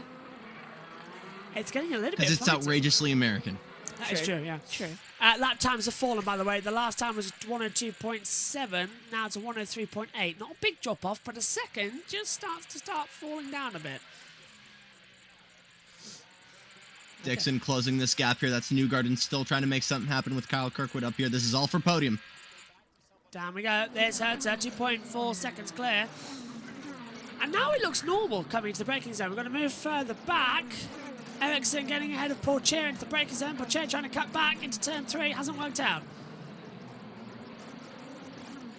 Yeah, look, it's Both starting of to them come still down. have to get past Vadier here. It's just light sprinkles, isn't it? Right now, that's the problem. Yeah, exactly why I said 10 minutes. Not until quite at that possibility. point where it's, yeah, exactly justified to... Oh, Vadier almost might have as we saw him lock up there. Problem as well is we've got... But still not quite enough dampness on the track here to justify making that jump over. Pourchaire's coming into the pit lane. Now, he's Will on... he make the jump? Well, he started this race on alternative tyres, and I don't think he's come into the pit lane today, so this is a scheduled stop for Pourchaire after 31 laps of running, and he's going to go onto the black primary tyres. He does so indeed. Now, if they're wise here, they will fuel him up to the brim and send it... They have done that. 7.2 second stop, because now, when they come in next time, they can just focus on tyres if it rains. So, no fuel, just tyres. I don't know. I'd rather been on... Oh, my, that pit exit always gets me. Where does he come out ahead of? That's right next to the racing line. That's Harvey behind him. Right, so he's down in 21st position. He's out, and Ferrucci's just ahead of him. Oh, and a big snap there as well. Look at that wiggle on exit, yeah. There's no grip. And Pourchaire's going defensive. Harvey's going to fight back round the outside line. Oh, bump. Brake hard. This is where it's raining a little bit as well, so lack of grip maybe for Pourchaire. He's kept it in nicely. Tell you what, though, Woodard is where we're going to first see people going straight on, isn't it? Because it's a long straight into the wall. And look, now we've got camera lens with spots of rain. It's starting to come in. Slowly, but yeah, it is starting to come in. Anything, I'll tell you this, it's cold. Pourchaire's on the harder compound. Slick track, yes. Even more so, though, trying to get those primary tires up to temperature. Because we don't have tire blankets. No, we don't. That's the one big problem. As we see side by side, it's Newgarden trying to go up the inside of Oh, Kirkwood. man. I'm just applauding that. I'm not even commentating. That is fantastic from Newgarden. A fantastic dummy up the inside of 3. That is the proof of a double champion and a WND 500 champion. He just sold Kirkwood completely. That is... Tried it on the outside. Newgarden. Kirkwood took it and just gave him perfect amount of space to make it work all the way up to the inside wall there. So there was a big snap of oversteer there for Dixon. I saw that too. When did Dixon get in this race? And full course yellow's out again. So who's... He's always in the race. Yeah, well, NBC have gone to a break. So why is this yellow out? Who's throwing it in the wall? Oh, there we go. And then, it's Scott McLaughlin McLaughlin. from second position. Oh, my word. Oh, man. Scott McLaughlin down at the hill at turn 1 has put it in the wall, and Megan's curse strikes again. That's not the hand motion, homeboy. Ah, come on, you can get it out there. He's just like he's going sideways. He's my IndyCar version of Brendan Hartley. Every single time you're in the commentary box for a race that isn't the 500, he's out of the race. Every time.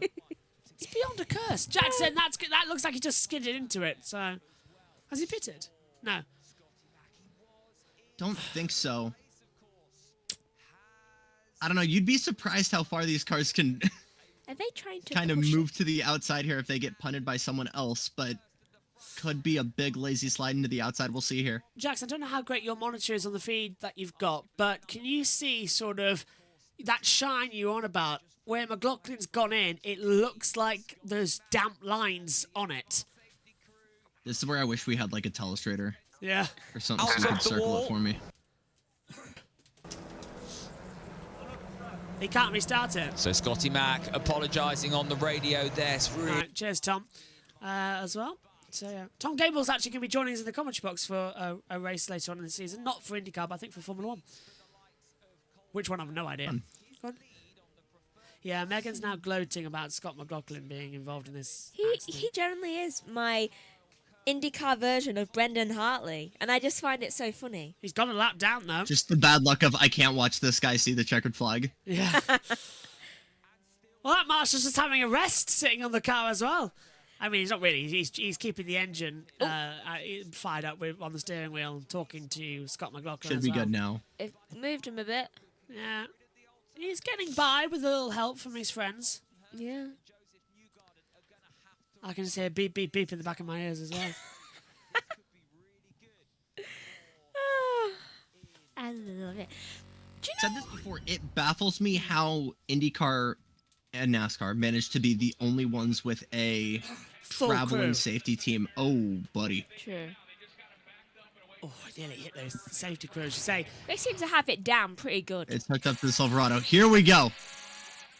so. Turns in. Just first. on pit exit here. That's going to be on his own. Yep. He's lucky if it wasn't for he's got non-power steering, so it hasn't damaged the suspension. Turns in, just drifts into the barrier. Locked up as well. That looks like he lost it on braking. Here we go. Let's go down pit road and hear it. Very valuable window at about the right time. First caution stops here on the split pit road at Detroit. Colton Herta had 0 complaints about his car.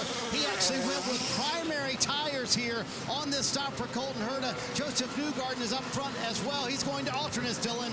Kyle Kirkwood came in. They got off of the green tires. He actually said it felt like we were getting better even with the tire deg on those greens at the end. They're done with those if they want it. Primaries here for Kirkwood. All right, now we've got a split group. Okay, so this is going to be a lot more interesting. As into the lead has gone Christian Lundgaard. You know, I'm impressed. My curses and predictions have just been so on point today. You aced MotoGP. I 3 did. crashes. The first proper crash on lap 7. You got that one right. Do you fancy joining us for NASCAR? I may cause a red flag if I was there. Yeah, stay out. I don't want that. I want a quick NASCAR race because after last week where... Honestly, I could have killed the NASCAR officials last week. Honestly, I really could have because... Oh my God. Yeah. I'd been up at that Brutal. point for over 24 hours. The red flag comes out. We sit around for 2 hours, and then right at the end of the broadcast window, 5 minutes before they call it off, we were told we're going in 90 minutes. So in 90 minutes, we're going to restart. I'm thinking already, are you serious? 5 minutes later, we've called it off. By the time I left the commentary box, it was bright sunshine at 4:30 in the morning here in the UK. The sun had risen. honestly, I could have. If we had This is that, going to shock you. You're not the only one with that opinion. Good. If it's red flag for rain, it's red. We need a hard cutoff time. We can't just say, Yeah. oh yeah, we've got lights, we'll be fine, we'll go until Monday morning. No, cutoff time, That's please. something that F1 has down pretty good. They literally have a set cut-off time. It's like, if you start the race, you're not going anymore. Yeah, it's a 2-hour race inside a 3-hour window. But the one time... Fuel hose trouble for Newgarden here. That's why he's dropped so far back, and they've brimmed him as a result, and he's gone to the alternative, so he's banking on that rain coming, and it is starting to rain. And they've changed the nozzle as well, Jackson. I've heard so many people ask me how they're able to refill these cars so quickly, and it's not any super space age pumping technology. They just have the fuel cell higher up, and you've got a nozzle that's essentially the size of a fire hose. You're letting gravity and physics basically just do all the work and it's pour raining. it out. Dang, that looks greasy. And it's just a little dot of rain that's coming over the circuit here. And it's opened up the heavens. So it's now raining here at Detroit. That rain has arrived. Oh my gosh. Everybody will be coming in for wet tyres. Everyone. I really don't think so. Really? If it's just this short of... I could totally eat my words here, but if it's this short... You're right. ...of a period... Right. Half is the field, this the move to wets?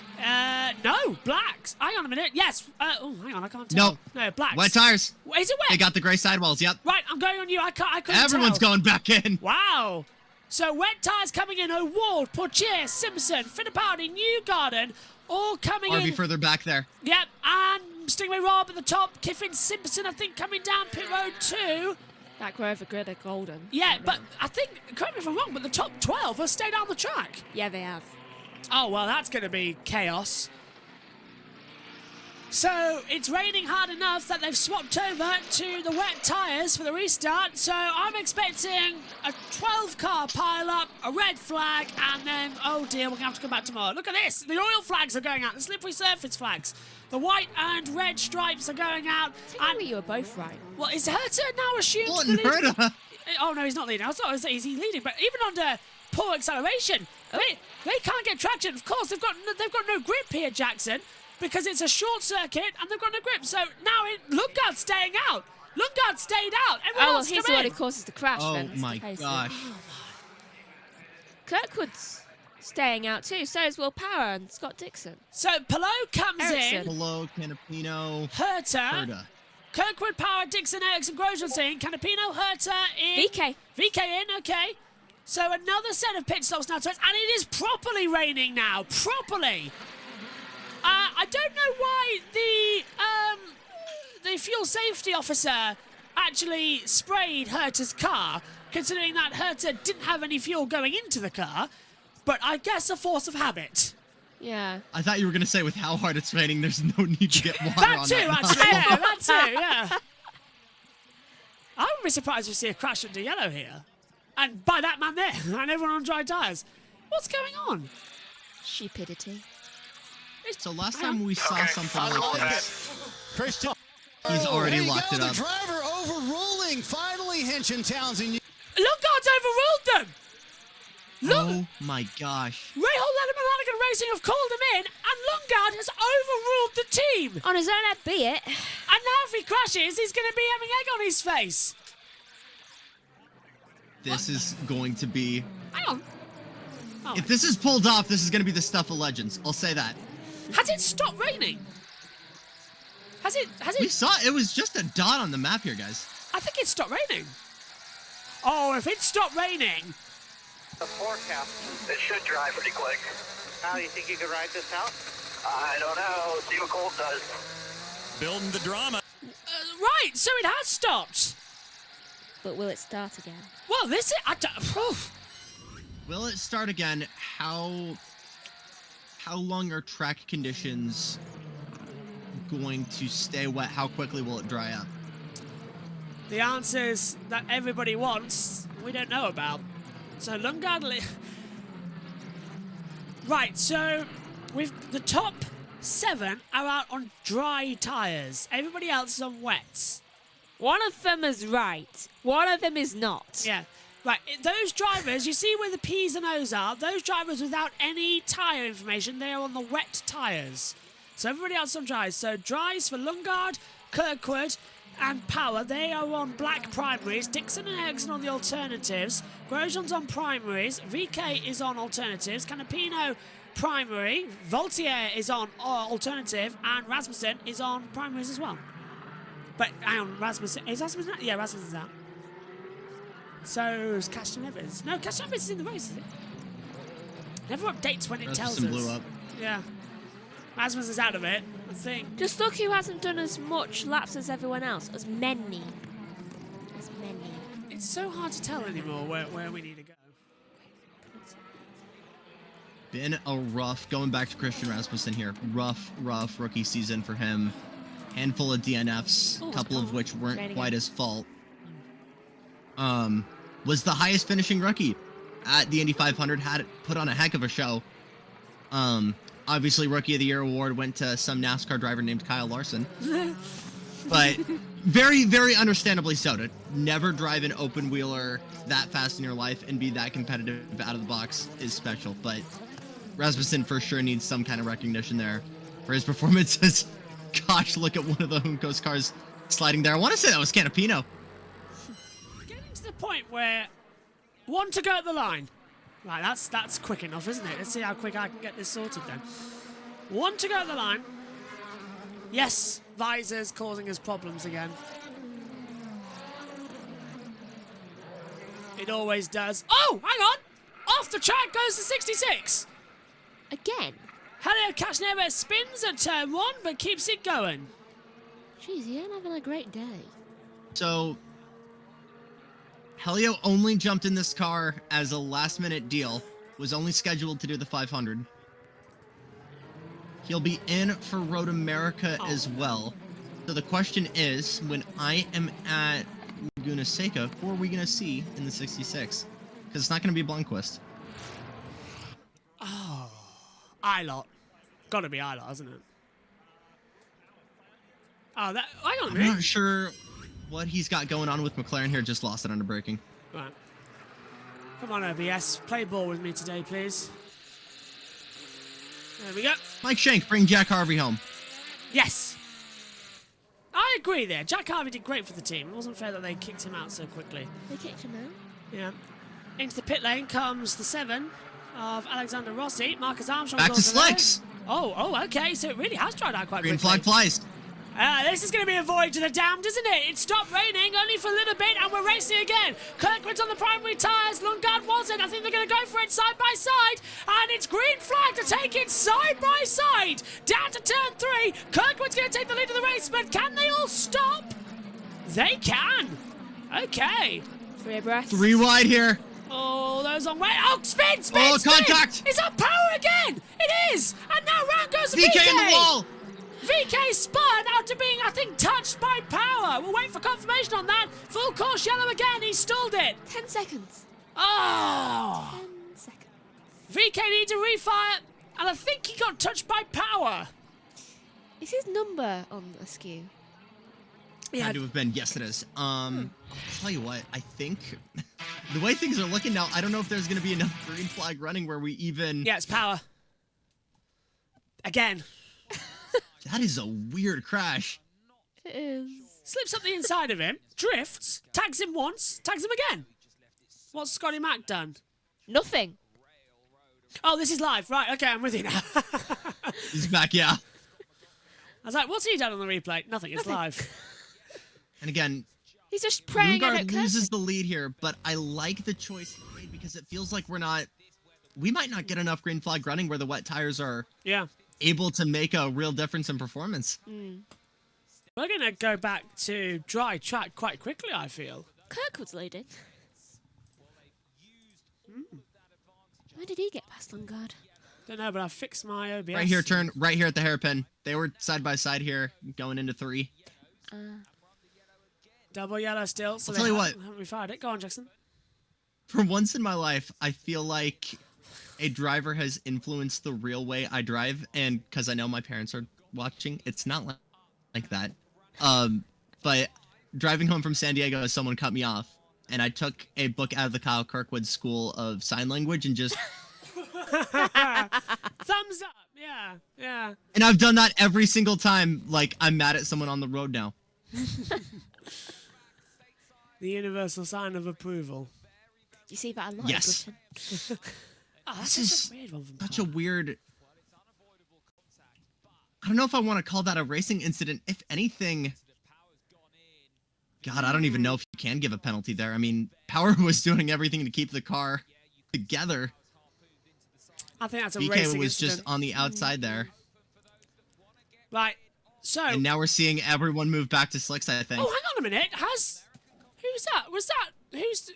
I think that's Royal McLaren racing car over the 45. So I think Lundgaard hit one of his mechanics on entry. Yeah, he hit one of his mechanics on entry. Okay. Oh! Did he? Well, Oof. If Lundgaard didn't, Newgarden certainly did. Newgarden massively whipped right into his leg. I heard the 45 crew are okay, but that was a big snap from Newgarden. It's wet in the pit lane still, remember? And they're all that's Newgarden's What is team. it? It wasn't even his mechanic he hit. No. Are they okay? I hope so. But that was 2 big hits that they got. So, 5 to 45. Look, watch this. So, in comes... Nods from the 2 crew. Yeah, look. There goes the tyre. Okay, so he hits a tyre first off. Just knocks the tire, but that still might be a penalty. So that's that. I thought I saw something, but the graphic from NBC was cutting it. Now watch, he'll leave, and the rear tags him again. There you go, runs over the foot of the lead man of the fuel man, and then here comes Newgarden. Oh, he gets caught on the jack, and the wheel gun goes onto the car, flicks it back underneath. So that's damage to the floor of Newgarden. That's the 45 crew. That mechanic had to jump. Oh, so everyone getting whiplash. Oh my gosh. Oh my god. So, if I'm the 45 crew, I'm having hazard pay. Look, over the foot once. That fuel man they wear steel cap toes, so they won't have too much of a damaged foot with a car going over them. But look, everyone the AMR safety crew just checking them all out, saying, look, you ran over my foot twice. Making sure. The conversation that's going on there is, I want to race. He's run over, look, he's got an ice pack on his leg. Because of the whiplash. That is brave man down there with the Stars and Stripes glove as well. Oh, the 45. I didn't like that. Hello, JT. Yeah, the 45 crew deserve a massive pay rise in my book. And a car.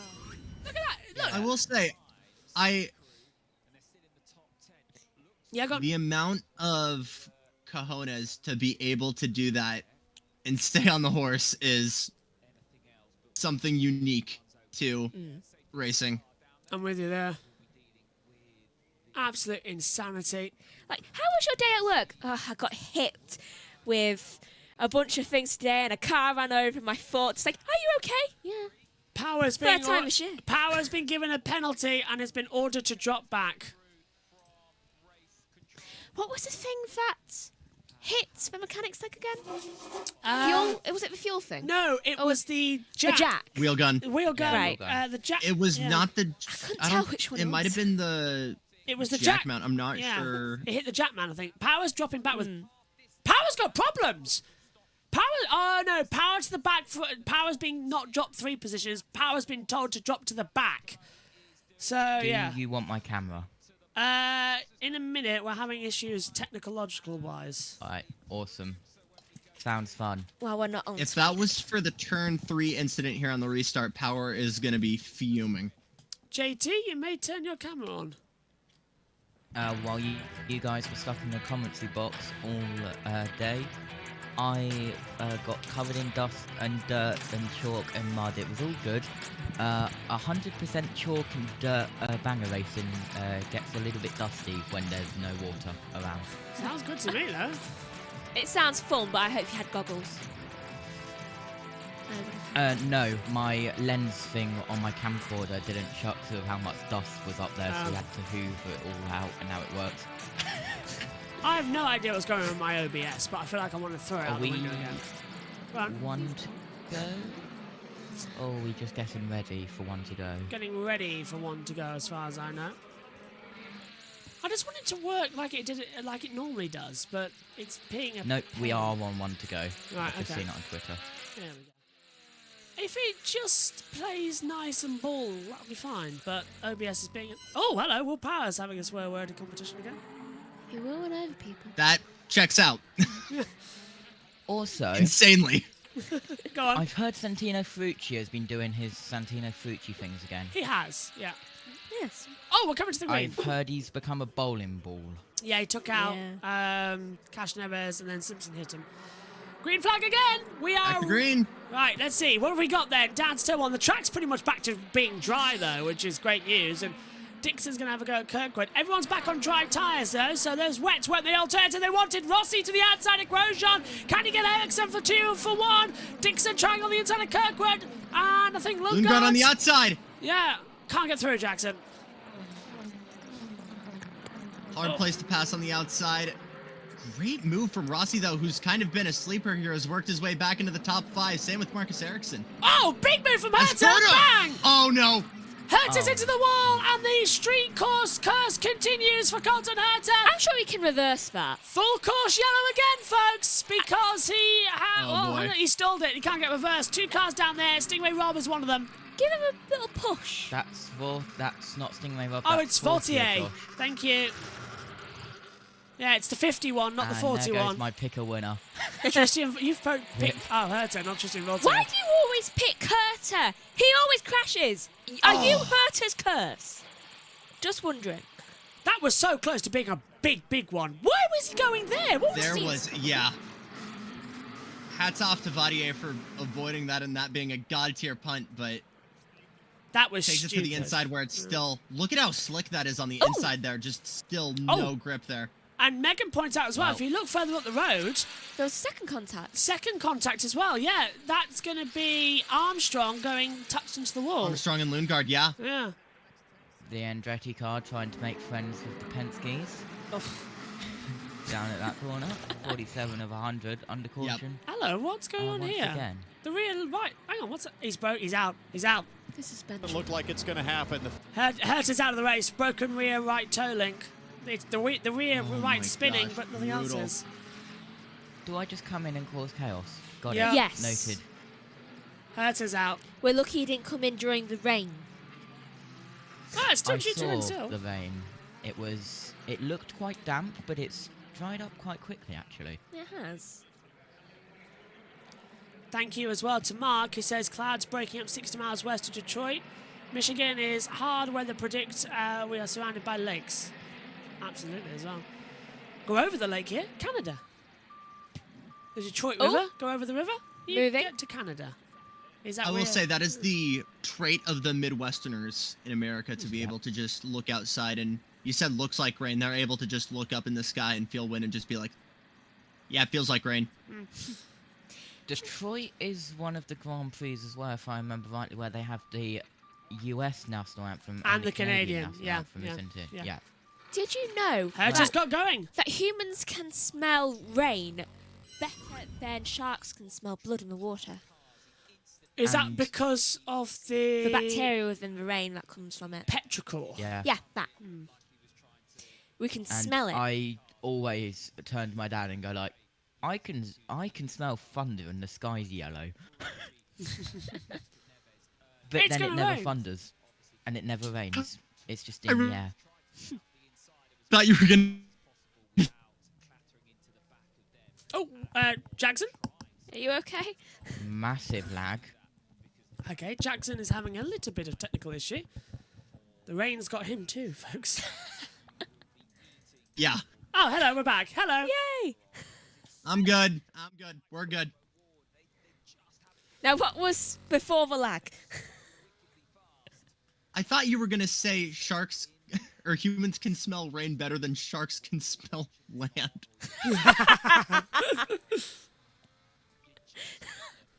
It's gonna rain. Did you know there are more planes underwater than there are submarines in the air?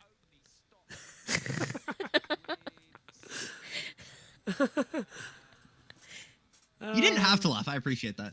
I find it Since we were funny. just now at the halfway mark. I find it funny still. Your humour is quite attuned to British wit. because all humour in England is basically just really witty or really dark humour. So you guys Kingsmen, right? What? I mean, what? Is that a term? Kingsman. For British people? I'm not sure. I presume Kingsman is... It's definitely... I see it a lot in Shakespeare whenever I read it. It's like... I'll throw a question to my Kingsmen in the commentary box here. Yeah, that Because works. the last time we had a IndyCar race in Great Britain was just at the turn of the century at Brands Hatch. Yes, it was. Let's say somehow, some way, we get a race back. I believe Rockingham does not exist anymore, or it's bought out by a company. It has. It's now just a car park, sadly. Right. Turn of the century, 2005. Yeah, about enough. Yeah. What I would give to see an IndyCar race at Donington. God, yes. I'd go. Hey, yes. They'd crash. Yeah, my tracks, my that'd be, well, it's not our local, but it's, I can get there very easily these days. What's with the pipes? I don't know. It's NBC being like, we're covering the Olympics. Oh. We're all in a ball of confusion now. We are just getting on with hashtag Spot the Song Lake. What is going on with this massive delay with our graphics today?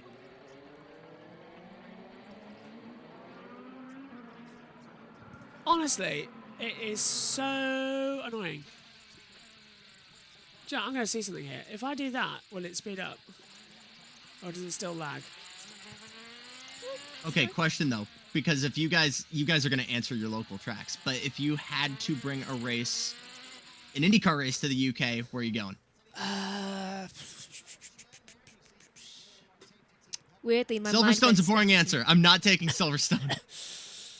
It'd be a show, but I'm not taking Silverstone. Thruxton. I'd go Thruxton. Yeah. That would be amazing. I'd go Snetterton. Snetterton. I'd agree there. Snetterton would be a good shout, but... Yeah. There will be bloodshed if it's at Snetterton. Yeah, exactly. It's too tight. But it could work. You've met me. Yeah. That's my idea of a perfect race. Chaos. Now she said it. I will say, could we call Snetterton very close to... It's kind of close to New Orleans when we ran it in design. But I'd say it's still, like, that's sidewalk width, dude. Yeah, Alton Park would be you've got fun. that very That would be long fun. sweeping triple Yeah. right-hander, don't you? Alton Down at, Park on the full circuit would be quite fun. Alton Park. That Yes. Oh, I love that. That would definitely be interesting. That's got a but mid-Ohio Thruxton- feel. It does. Yeah, Thruxton would definitely be interesting. And I would definitely go because it's half an hour down the road for me, let's be honest. Reminder. And I'll be there The next realistic Saturday for the answer- touring cars. Yes, go on. I think would be Brands Hatch, maybe Donington. Yeah. Although I think if we went back to Brands, it wouldn't be the Indy layout, it'd be the full layout. Have to But be. Brands would be interesting. I would love to see I love the uphill. Donington. Obviously, Senna had his lap of the gods there, but I still think even with that, it's one of the most underrated tracks in the world. Yes, I've walked it now, and it's so fantastic. You can't believe when you're there. Hear British me Laguna out. Seca with the elevation. For the most chaotic weekend ever. Why? IndyCar at Cadwell. What could go wrong? IndyCar at Cadwell. Yeah. What could go A wrong? lot. How many funerals do you want to have for the drivers afterwards? That's the question as well. How many suits have you got? Because there would be deaths if we raced at Cadwell for IndyCar. For instance, the amount of speed they carry over the mountain section, they just fly into the crowds. Oh, yeah. I mean, yeah, true. I've tried Cadwell on R Factor in a Formula 1 2008 car. I ended up in the new cafe area. Fast. So, yeah. How? Well, you come over the mountain and the air hits the bottom of it. You just go, whoop, up you go. Yeah. Fastest they run is F3 at Cadwell, by the way. Yeah. But Yeah. dang. Cadwell is definitely an interesting one because I've been there multiple times, and the way that the superbikes just absolutely fly over the mountain. There was one where I don't think I got it on video, but there was one where it just went up and it just absolutely just got a massive high side and just absolutely hit the ground after the mountain. It was interesting, but I believe we're coming up to the green. Finally! Come on. Right. Caution, speed, cautions, question mark? Yeah. Guys. So far. Again. Don't say it yet. Just stay normal. Come on. Come on. Normal, please. Have a single lap without any issues around Detroit? Never impossible. Carl Kirkwood takes us back. Green. Green, green, green. And who we're going to have down towards turn number 1? Dixon can't get a traction this time around, but look at that from Rossi. He's got such a run on Ericsson. Into the braking zone for turn 3. This is going to be a big one round the outside, and it's almost into the wall. Ericsson's going for it, can't get it. Oh, and there's contact, and round. Contact, Grosjean's off, and up into the air goes Lundgaard, and another caution. Oh, there's 2 contacts as Herta hits the side of... Hang on a minute. Herta deliberately ran into the side there of Santino Ferrucci. Slammed into it, turn 1, and another caution. I'm still going to say lost on braking for that. Lundqvist gets tricycled and still manages to keep it going. Grosjean's going to get refired. Oh, man, guys, this is chaos. I've had enough. I've had enough. I saw it on the screen before I saw it, and I was just like, oh. How was that for dry I really want to tires? see Armstrong's on board there because it's almost like he tipped Newgarden into Lundqvist off of this replay. It looks like we've just got Jackson's severed head on the screen as well. I know the feeling of that. Being just a severed head on a screen.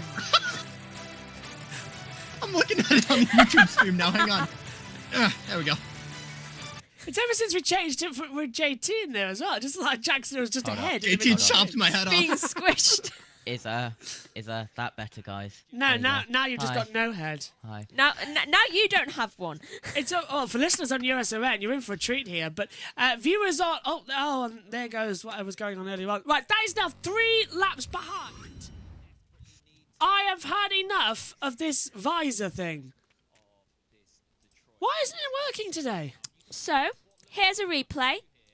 It seems like Grosjean was just rammed right into by Lundgaard going round turn... Is that turn 1? Yeah, it has to be turn 3. Yeah, turn 3. They managed 3 corners. I know you want to defend the inside line there. That is not something you can do knowing you have a car on the inside if you're Grosjean. Go straight for the apex like that. It's turn because 1 as much turn as he was a 3. victim, that's still essentially chopping the nose off Lundgaard. Sorry, Josh. No, it's weird. It's turn 1 for the starts and restarts, but it's turn 3 on the track map. And yeah, I can't remember. Did we start on the backstretch last year, guys? We did. We did. But on Awesome. restarts, And the it was incident down to 3, yeah. Let's just call turn it 3 is one. under review. Tell you what, though, I've had it with Visor. I'm now going to... I thought Visor might save me 15 quid. It's being such a pain in the backside. I'm now buying a HDMI lead for this iPad. I've had enough. Driving me up the wall. The amount of times today I've gone, oh, yeah, right. It's never worked once. I need to do some trialing throughout the week for Saturday at Foxton to see how I can get the things to work. I'm just on free McDonald's Wi-Fi back here. That's my issue. But Might as well be. I am going to do some trialing and some testing, JB, over the next week to bring the best footage you've ever seen from trackside, from my side. Great. Camera, now with I'm going to go back to Knockhill in Scotland, and it's going to be absolutely nothing. So thanks for that. I was gonna say, going back to that IndyCar Britain discussion. I'd be down with Knockhill. Knockhill. I don't know if that would also be equal carnage, but No, I don't know. I think the chicanes would be too much. No, I don't know. Laguna Seca. If you ran it the opposite way, which it does have a license for, Knockhill could work. I'm not even on the screen right now. Knockhill Talk the about opposite that. way I could see happening, yes. I am going to... do Knockhill Rallycross. Yeah, not what. I am going to hit this thing. Please don't. It just won't work. That's not the solution to technology. That's the destruction of technology. Somebody remind me to whack it back up to 1,000 for NASCAR. Well, you can't just go the 10th Doctor way with this. Right, there. Stabilize. Juddy Sports in YouTube comments saying Bathurst down under. That's the one, yeah. That is how we have a sport under. Oh, God. Right. Right. Yes, I've got the umbrella. Every British person has an umbrella. Yeah, an IndyCar brake failure stole down my the final umbrella. straight into the chicane. What could go wrong? Why am I hitting the map? But map was fine. It's this thing. I think you stole my umbrella. Where is my Is umbrella? this a penalty for... This looks like a penalty maybe for Herta. Oh! Oh, it's working now. What happened to my umbrella? I don't... That wasn't intentional. It couldn't have been, but... You're avoiding the question. We're taking a look at all of the cars we've already seen here. Yeah. Is that my umbrella? Or it's there. It's one of the two. I know the handle of my umbrella. It's kind of like... It's just normal umbrella handle that goes like that. It's there on the floor. Yeah, Santino Fucci definitely become a bowling ball there. Oh, you've seen it now, JT, yeah. As just a seen it on the It's a lap understandably behind! Lovely As that my gets out umbrella of the car there. How is this thing a lap behind? I've had it with Look this. how Just close accept this it. is, guys. Never mind. They cut away from it.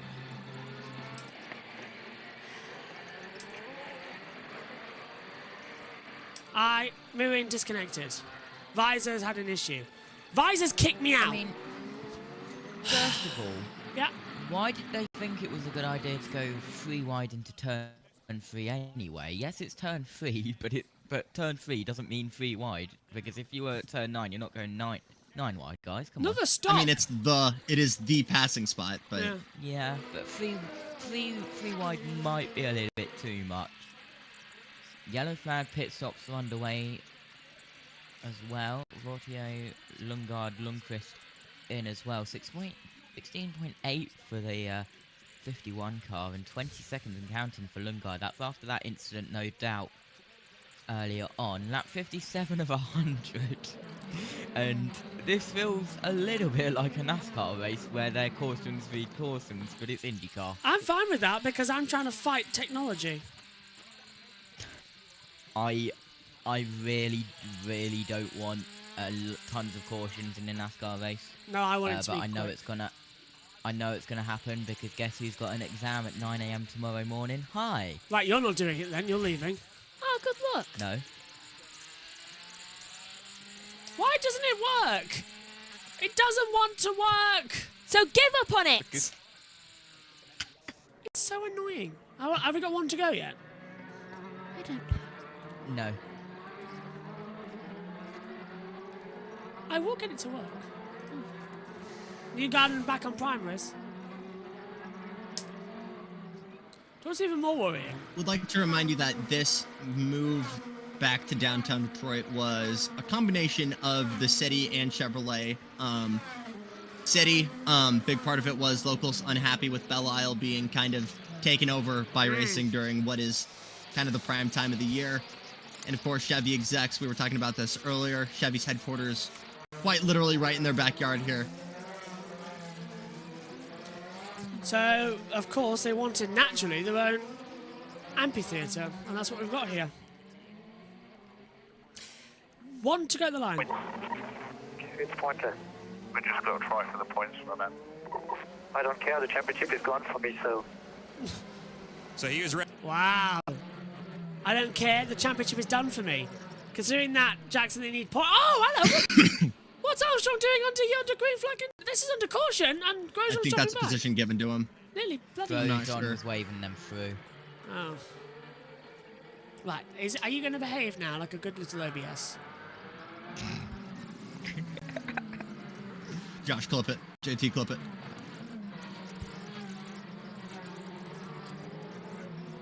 So somehow, some way, we've gone from what's been one of the most chaotic IndyCar qualifying sessions for McLaren to all 3 of those cars being in the top 10 now. Yes. And somehow, some way, Alex Palou remains in 4th. Yes. Now, if you don't mind me, I'm going to deafen. What? We've got a new soundboard clip. And we have OBS freezing like crazy.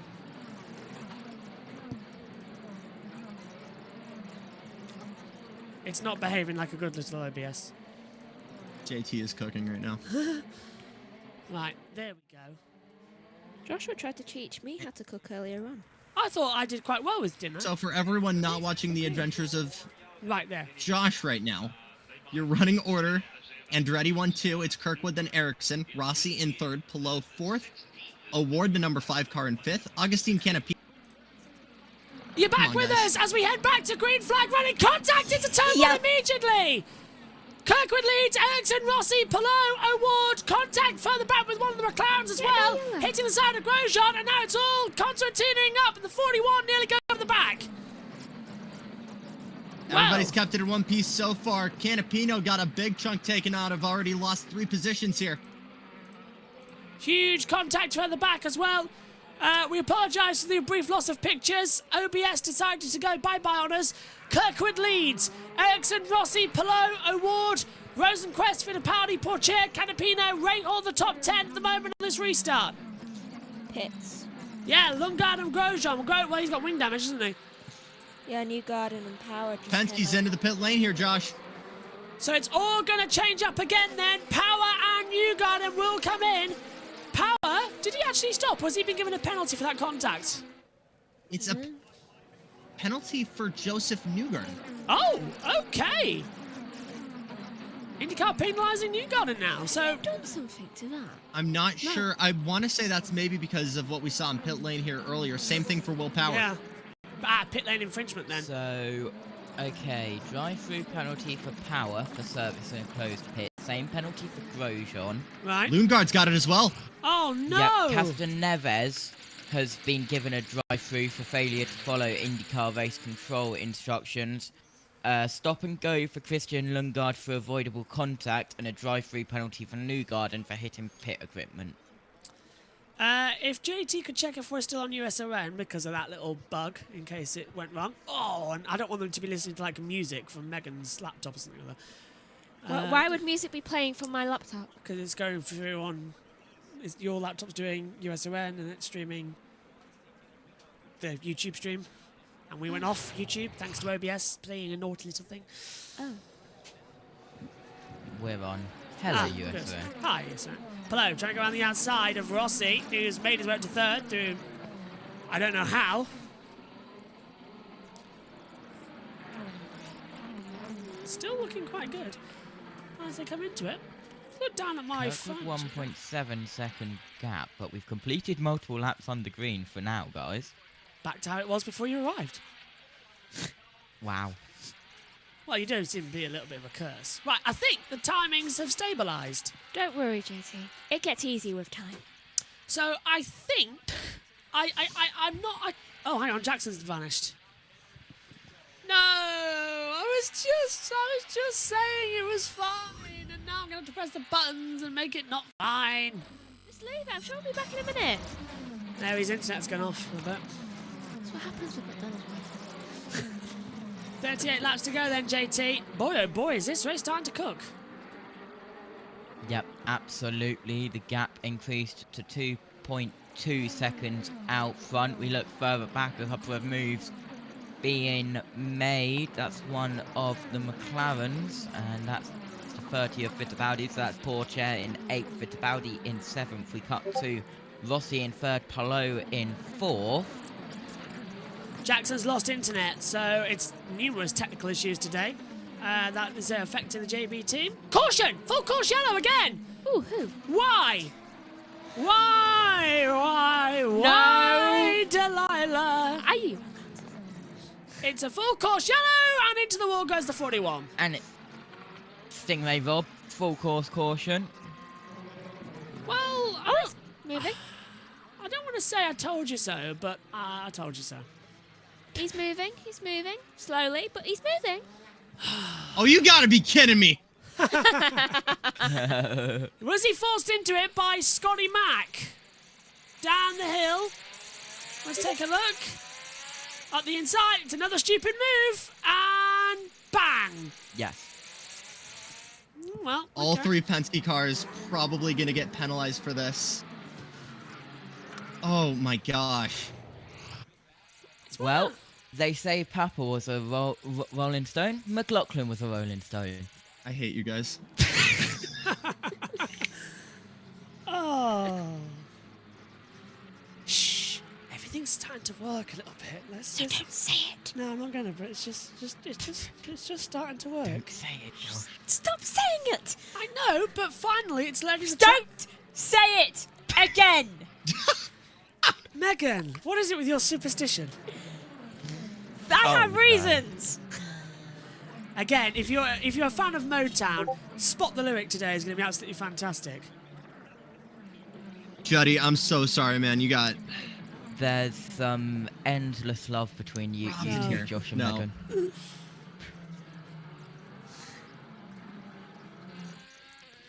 I'm not going to say that one. That's too much. I was going to say How stop far through in the name list of are love. we at this point, Josh? We've got about 7 or 8 coming through as well. Okay. Oh, that's it. How are you guys finding it, says the little owl? Well, Dusty. we keep on trucking. We've been better. It's not, yeah. That's one of my favorite. Actually, side note here. It's not even. It's Kerry's song actually, but it's a side note here. One of the best jokes I've ever heard. Misquoted song lyrics. Peter Kay.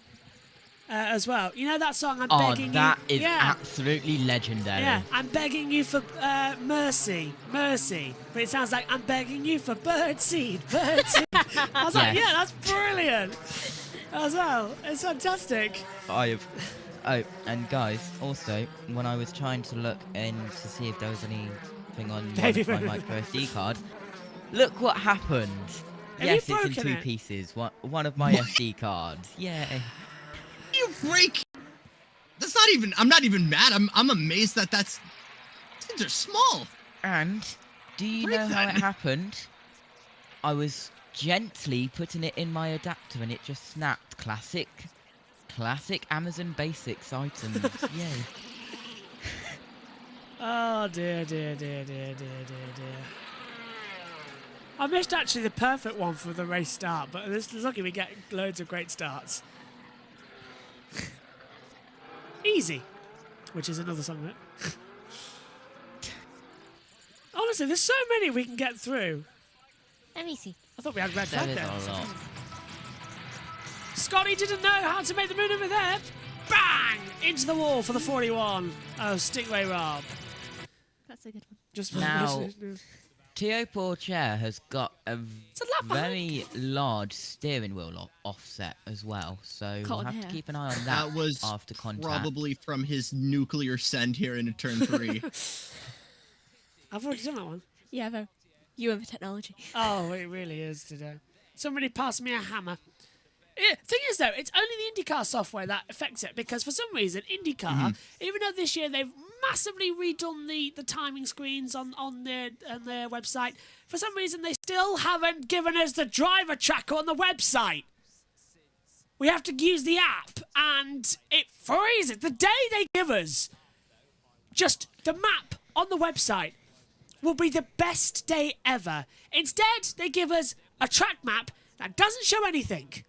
The day they actually give us it on the website, I will be happy, because it just means no more there's problems with visor. And I'll tell you one thing as well, the second I buy a HDMI lead for this iPad to connect up to the computer via a capture card, the second it will, I 100% promise you, go on free on the website.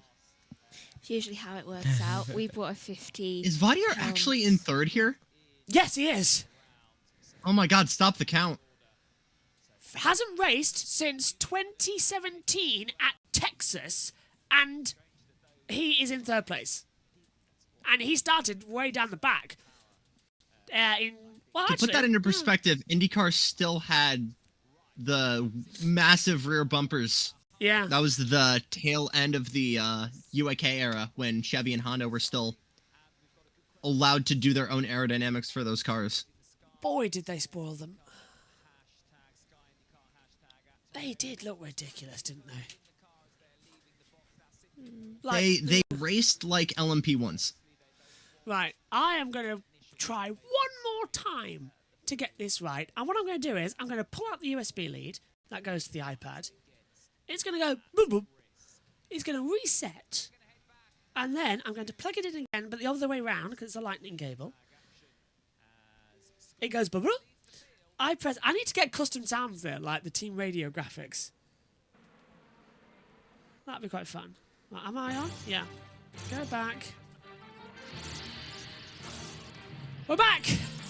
Ready to go here in Detroit with 30 laps to go. What's JT up to?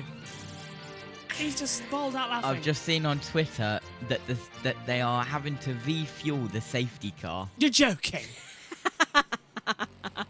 For the first time since... You joke! We did it at Laguna Seca last year. Oh yeah, we did, didn't we? Yes! Yes! Yes! Yes! It started to be behaving! Why are we in Long Beach? You've been Scott saucy Dixon it did that Scott long, Dixon Josh. things and was an absolute quick sleeper of the pick. teleport. Yeah. Josh, you've been saucy it that long. We've got back to Long Beach. Jackson, is that you stealing Mario and Jody's wallet? No, oh God. Saying that, Maddie I did see Patterson ended Mario. up on the podium earlier on. Did she steal the guitar? I don't know, but me and Megan were commentating in the end. All of a sudden, we see a blonde-haired woman with Maddie's sunglasses on poke her head outside from behind the podium. I was like, that's Maddie! Have we confirmed it yet? No. Her signal is so bad there, she can't even get through. I'm going to text Simon and ask as well. It's basically... Are we back to green? No. Lap 69. If it was her, she was definitely There is trying the to get a Oracle, bit of Michael. champagne. Or the guitar. One of the two. Oh, Jackson, are you with us? Yes. I am with you. You froze on my end. How did you find my shepherd's pie, Megan? It was delicious, so much I had to take a break. I hate you guys. Honestly, I've been cooking all day. It was delicious. I woke up at 7:45. I went straight to the bath. I got out. I got to the commentary box at 8:30. I did the warm-up session. I came in, noticed the freezer was broken, had a panic attack, cooked all the hash browns, a whole bloody bag of hash browns in the air fryer. Okay, guys. Restarted the freezer. Priorities. Yeah, restarted Air the fryers are freezer. elite. Oh, they are so good. Little bit of a ball of confusion here in race control. Here we go again. McLaughlin has been given a penalty for avoidable contact and told to drop to the rear of the field. So the safety car had to stay out for one more lap, but the Right. safety car is in and we're going into turn one now, Josh. Here we go again then. This time it's Dixon from Armstrong. Sorry. I'm not getting up again. I get up so much because of these cautions. I'm just not. Going to a go-go. Dixon leads Armstrong. Vaultier is in third position as well. Kirkwood's in fourth. Newgarden fifth as we head down towards turn one. Right. Place your bets. Oh my God. I'll start the stopwatch. Round the outside as well. That's going to be Newgarden under a bit of pressure as they come in. And round goes Newgarden into Palou. Caution's out Palou's again. collected. And the caution That's is huge. out again. We lasted These are the two championship favorites right here colliding. 24 That is seconds. huge. 24 seconds of green flag. Yellow again. And as you say, Jackson, the two championship protagonists have crashed. The Indy 500 champion and championship leader Palou. Both of them off at 3. This is what's called revenge. This is it's a huge kick between the lugs for Joseph Newgarden, who really, really wanted to use this 500 win to get a run going on Palou. He got tagged by Kirkwood. Yeah, Newgarden being pulled back by the AMR safety team. He sees the AMR safety team and he tells the AMR safety team, "Heaven must have sent you. Thank you for pulling me back and getting you going." I'm loving these spot the song lyrics as well. We can get so many in as well. I've also made a list, Josh. Don't worry. Newgarden tagged. What to tag Kirkwood on the outside there? He did, yeah. Yeah. Well, who keeps it together. Rossi almost gets collected there in that white and orange number 7 car. second touch We day. ride with them here. Oh, this is going to be messy. What would you do if we spin out of tune? Oh, this is ridiculous. We can't even go 30 seconds without the yellows coming out. It was going good. Yeah. For like the first, 40% of the race we were running green? Yeah, up until the rain. Then the track got greasy. Then JT came into the Josh, Yeah. may I remind you that we're meant to be live in an hour and 4 minutes, and the way it's going, You won't guys have aren't much making of the a cup break. race. I'm No. NASCAR will either... just saying, I hope this doesn't happen in Road America. It won't. It's so... We might see carnage. It's going to be nothing to this scale, though. I want to move my drink away because the fly was hanging over it as well. Hello, Jess. I hope you're doing okay. Hello, Jess. I didn't realise that Jess was actually... Jess, I didn't know you were still covering Road America as well. Omi had offered to step into the role, but if you want to do it, Jess, it's completely up to you. Let us know. I should be in the booth for the rest of the season now. Fantabidoozy. So it'll be Jess I alongside think Jess. Laguna's going to be the exception because I'll be trackside, but... Yeah. Well, that's it. Well, you will be in the broadcast still because you'll be sending us info. Yes. Like, if I press button 3 on this keyboard right now, Jackson, you'll be appearing with your 20-minute show from Long Beach. That we aired. All those interviews that you That did, is we still aired. loaded into the system. See, again, that was great, but that was kind of a 50-50 for Grid and also for Outlap, our personal channel, me and Matt Massamori. So we started with the fun stuff, we ended with the silly stuff. Jack Harvey was just like all nerd stuff, which there's zero regrets there. He was fun, but all I got sent from Joe was a 20-minute file of... Oh, I'll tell you what though, JT. Sorry, Jackson. JT, we've got some bangers for outtakes from Jackson Trackside. Oh. You think I'm bad? Oh, no. Jackson, through, what was it, 4 takes to get the outro out as well? We've got that! We've got it! Where? So I told Matt to trim that out, but that's cool. No. Hang on. Mooring disconnected. Right, that's it. Give me the chair. The whole chair's going in it. No. Josh, Carl Kirkwood has said, please, Mr. Race Control, no penalty, please. Wait And a there's been minute, no Mr. penalty. Postman. Well, it's actually interesting. I'm looking right now, and just from Race Control, they just said, figure this bleep out yourself. I need knives. Deal with it. I need shotguns. And a Restart sandwich. coming this time by Mike Cole saying that Dixon might be good on fuel the rest of the way depending on the yellows, which this won't be the last one, I can tell you that for a fact. Let's heat more foam. Right, behave. Come on, boys, stay green. Come on. Get the stopwatch ready for when we eventually go green. Right, let's see. I don't know why I have the You stopwatch. want something to work? You threaten it with something. Right, coming. Herta's going to want to unlap himself behind him. Restart a billion. Behind Dixon, excuse me. This is ridiculous how much we have it coming. Come on. Green this time. Dixon gets a good restart. Herta's going to want to get ahead, as Jackson said. Almost into the wall there as well. Went the... What is that? That's Vautier, isn't it? And he's dropped... and he's dropped behind Kirkwood already. Kirkwood got him for the line. Everyone's so out of position here because of lap traffic. Armstrong's P2, but then we've got, I think, the 8 car in there as well. Around the outside. Do not make contact, Alexander! And he has not. He is staying alongside Ericsson. Chosen life. Wait. 30 seconds. Longer than last time. Stay normal. New record. Let's see if we can make it through turn 5 here. Yes. All normal. Yes. So far, good. so good. See, just threaten them and it all works. Saying that. As Kirkwood is trying to tiptoe his way around lap traffic here with Linus Lundqvist.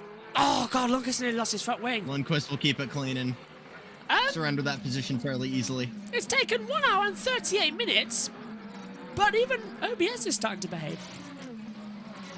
Guys, we're about to complete a full lap of green. Oh my God. Yes! This hasn't happened. We've done it. We've done it. Fantastic! That's taken literally around about 45 minutes to get to that point. Yeah. I used to pray for times like this.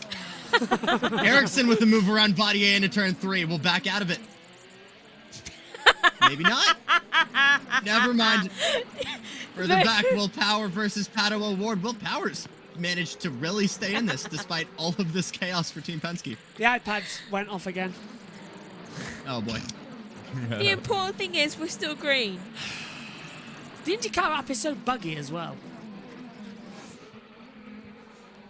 We've been green for almost 2 minutes now. I should be fine next week. Amazing. Jess, Josh. honestly, Jess, take all the time you need. But if you need a detraction, always here to give you the broadcast. We are green still for 2 minutes now. Go on, Jitty. What? Christopher DeHard has just tweeted, prepare yourselves for this, guys. We've had 9 cautions for 47 laps. We're on lap 76 as we've got a move here around the outside. This is with Armstrong and Carl Kirkwood into turn 3 and turn 4, coming up to turn 4 now. Positions. And coming in. This is on track Kirkwood, position, yeah? Yep, going to look up the inside of Armstrong into turn 5. Keeps it smart and stays behind as well. But we've had 9 cautions for 47 laps on lap 76. Time under yellow, 1 hour, 5 minutes and 44 seconds. 33 minutes, 33 seconds of green flag and counting. Tell you what, the highlights are going to be easy to make, aren't they? They will be. We can all make, the highlights are going to be really easy if you want to join us for that. The whole race? Yeah. I don't know who edits our highlights, but somebody does highlights these days. Alex Rossi now getting past Tristan Vadier, back to 6th now for the 51 car. By the way, I don't know who has done it, but I'm going to interrupt myself because Kirkwood's got a great run down the outside to turn 3. He's going to try and sell Armstrong the dummy. Armstrong is no dummy. Kirkwood sends it round the outside line, can't get it back, and stays status quo. Great defense here from Armstrong. He's learned it from his F2 days. 100%. Yeah, what was I saying? Yes, I don't know who is editing all these, and considering that we are getting quite a couple of races into the season now for everything. I don't know which one of the team, but somebody said that they're editing highlights of every race that we've done so far this year, and it will be uploaded to JBMotorsports 2 in order to get content on that channel. So yeah. I've got a feeling I know who it is. It's either Omi, me, or you. I can't remember who did it. It's not me. It must be Omi then. Pretty sure it is Omi. It's Omi, because he was doing a lot of stuff at the start of the season. I'm pretty sure I remember him mentioning it at one point. I wouldn't mind editing the highlight, doing that. I used to do it, but the problem is, where do you find it? Josh, you're too busy. No, I am too busy. That's Just fine. want to put things into perspective right now for what's going on track. Is this is going to be O'Ward with a late lunge on the brakes here to get past Will Power into turn 3. I'll be back, guys. My cable's just come out my monitor. Oh boy. Guys, we're coming up to 5 minutes. Okay. Of green flag. So yeah. We're at 5. No, Megan, don't say it. Please, no, don't say it. I won't say it yet. Isn't it a shame? So I'm not sure if Herta has unlapped himself, but it's looking like around 20th. Yep, Herta is everyone from Herta back, P20 back, is a lap down here at this rate. Hey guys, I can actually see you again. Hello. Hello. Hi. Oh, I forgot Ninja. Sorry, I forgot Ninja for this one. Yeah, I went on Ninja and you weren't there. I was disappointed because this sounded like a pretty fun broadcast. Hang on a minute, I'll put it on now. If you two want to get it up. Yeah, Kirkwood looking close here. Can he get the move down the hill? Come on, Kirkwood, take second place. How many laps left? You can do it. 20 and changed. Right. No idea if this is going to work or not again, because we haven't used it in a week.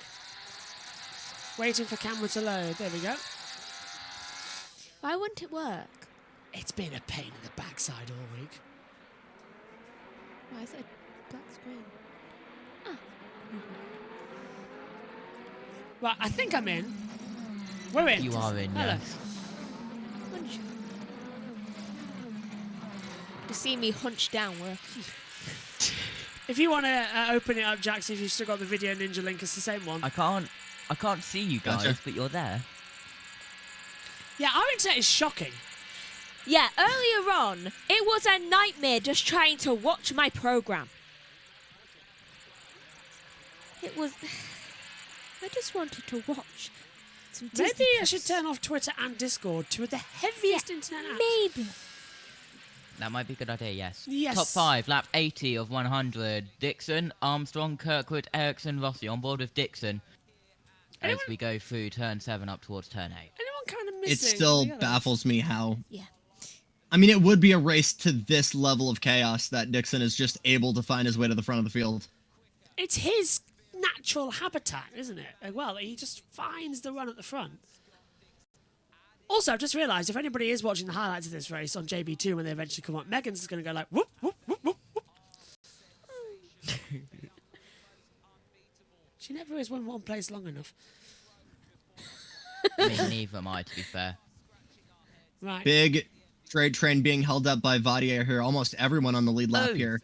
And look who's in the middle of it. Santino Ferrucci. Hide.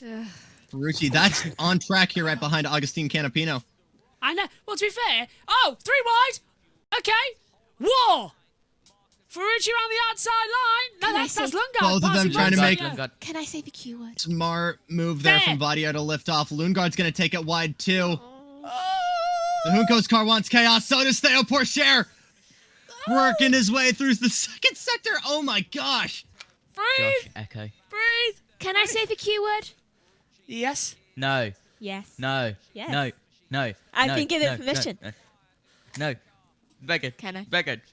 No. Oh. Megan, please. Please. We Quiet. need a break before NASCAR, please. Please. It's a bit quiet, isn't it? Quiet. God. Let's face it, we're just born of chaos, aren't we? No. But I'll tell you one thing. Ninja. We come from the same... Poor Chitno, he's set up on the inside there. That is bent suspension for Newgarden. Look at how sideways he's holding yeah. Like an oval car. To be fair, he probably is now feeling more familiar with it, with his insane performance. That's about as Indy hangover as you can get here. It's only a week ago, That's of Linus course. Lindqvist, who is still a lap down there. You As got- now Fittipaldi tries to make a move around Agustin Canapino. That will look to be a done deal. Maybe no. Oh, and Newgarden's into the pit lane. Newgarden is into the pit lane, so he looks to be out of the race. Dixon leads by 2.4 seconds, so he's starting to have gains. But look at Rossi right to the back of Ericsson, coming into the back half of the track through 8 and 9 into the Franklin garage. That big orange building just alongside, if you're watching along with us. Several changing overs. 18 laps to go then here. And fingers crossed it's looking good. Judy Pause. Me just being way too lazy on YouTube to switch accounts. Don't worry. New Gardens in pit road. Yeah, don't worry, Judy, it didn't. Jess is really... Did he hit See the what wall? happened here. Oh! Yes! Bang slaps into the wall. So, Real hits it. Bang. Broken toe link. I mean, he was saving that before it even hit the apex. Why couldn't he have caused the caution? Well, to be fair, it is Joseph Newgarden. It's been 10.5 minutes without one. Linus Lundqvist dives down pit road. Wait a minute, Mr. I'm not sure if that's a scheduled pit stop or not here. He's done 5. It's so hard to say. Yeah. Everyone circulating through New Gardens tracks of his tears after the highs of last week in Indianapolis and now to the lows of Detroit in pit road, 1 lap down. He's just hoping that it's just my imagination. And he's actually out on track circulating. Stop. Grosjean 3 laps down. In the name of love. Is just my imagination, Josh. Be so real with me right now. I love this. Joe, we used to have it when we got to Nashville. We played this game as well. Do you remember? Because of Music City. And now here in Detroit, we just do Motown lyrics. Contact on the inside, Ferrucci. Well, here comes Mr. Dive Bomb. And he's... Oh, brilliant. Switchback from Palou. Sorry, Teddy P. That's Poor it. chair, Poor what chair. a move. Seriously, how was that not going into a caution? What do I have to do? Poor Chair is having a brilliant race. He's diving left and right of everybody, and now he brilliantly gets ahead of Fittipaldi. Ferrucci's already on the back of his next overtake out, and that is Tristan Vautier. Vautier getting chewed up here. He's pretty much what's holding up this entire freight train at this point. As Palou still has a conversation here. Here's the replay from Theo, though, who, man, he's got that wheel sideways. Look at that. Yeah. I think he might have some suspension damage of his own there as he tried to make a move around the outside of Ferrucci. Ferrucci kind of runs him wide. Oh, hello. Ferrucci's Forced him going to left back and out. right. Here goes Ferrucci on Vautier. Well, I hear Ferrucci in his other day job is Agent 47 from Hitman because he likes taking everybody out. This time he does it to Pistachio, and oh, that's going to be Porsche swinging around the outside. Vautier slides it out, coming into it. Here comes Fittipaldi on the inside. No! Right, there we go. Back on the move to correct TV pictures, and through goes Fittipaldi. Honestly, NBC. I really don't want to jinx it. Vautier has done a fantastic job. He hasn't had the on-track pace here, but yeah, he's stayed out of trouble. He's kept himself out of kind of being a victim of it. We talk about being thrown in the deep end. Obviously, you know, Theo was totally thrown in at Long Beach, but this is debatably even more of a chaotic scene to be thrown into. If NBC want to keep their contract, don't cut to Marcus Ericsson in the middle of a three-way battle. Thank you. This is why I'm missing a couple of races. How many? 4 races in total, I think. No, 5. I missed 5 races this year. I've done a Murray Walker. Yeah. I also second that emotion about the camera direction. St. Pete, Barber. Shot quartet. 2 Iowas. Is it only 4? Road America 5. So I'm not in St. Pete, Barber, 2 Road America next week, and the 2 Iowa races. So that's the 5 I miss. Calm, quiet, slow, silent on track. I'm just naming all the things that I usually triggers. How about this? For something that always goes well. Romain Grosjean's doing really well today, isn't he? Ooh, is it? God. Where is he anyway? He's 23rd. 23rd, 3 laps down. Hertz Newgarden, hasn't had a 4 crash laps in a down. while. To be fair, Grosjean did cause a yellow flag anyway earlier on, so that's kind of been wasted on it. Oh, should I curse Scott McLaughlin? Again? No, again, yeah. I can do it twice in a day. The furthest car back is actually only 5 laps down here. Only one actual so far car that's not going to see the checkered flag. That's Christian Rasmussen. Here comes Hitman. I know some other people call him something else beginning with the H, to be fair. He's right in the back, isn't he, of Canapino?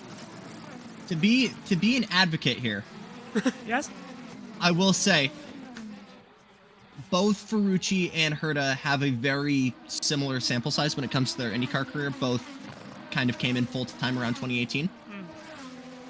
Herta has that's Grosjean. only had Oops. That's Canapino. Oh, good, it's Canapino. Phew. Who still managed to hold the lead here. This backup, though, might be a big help for Porsche.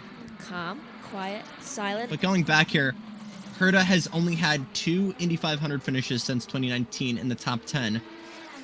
Santino Ferrucci has never finished outside of the top 10 at Indianapolis. Yeah, he's remarkably consistent in that place. I will admit that. Ferrucci's a great oval racer. He always has been. Do you remember that first race he did? Where were we? That it was a track we came back to. Did a double there. Wasn't Worldwide Technology Raceway. It wasn't Iowa either. Iowa, no.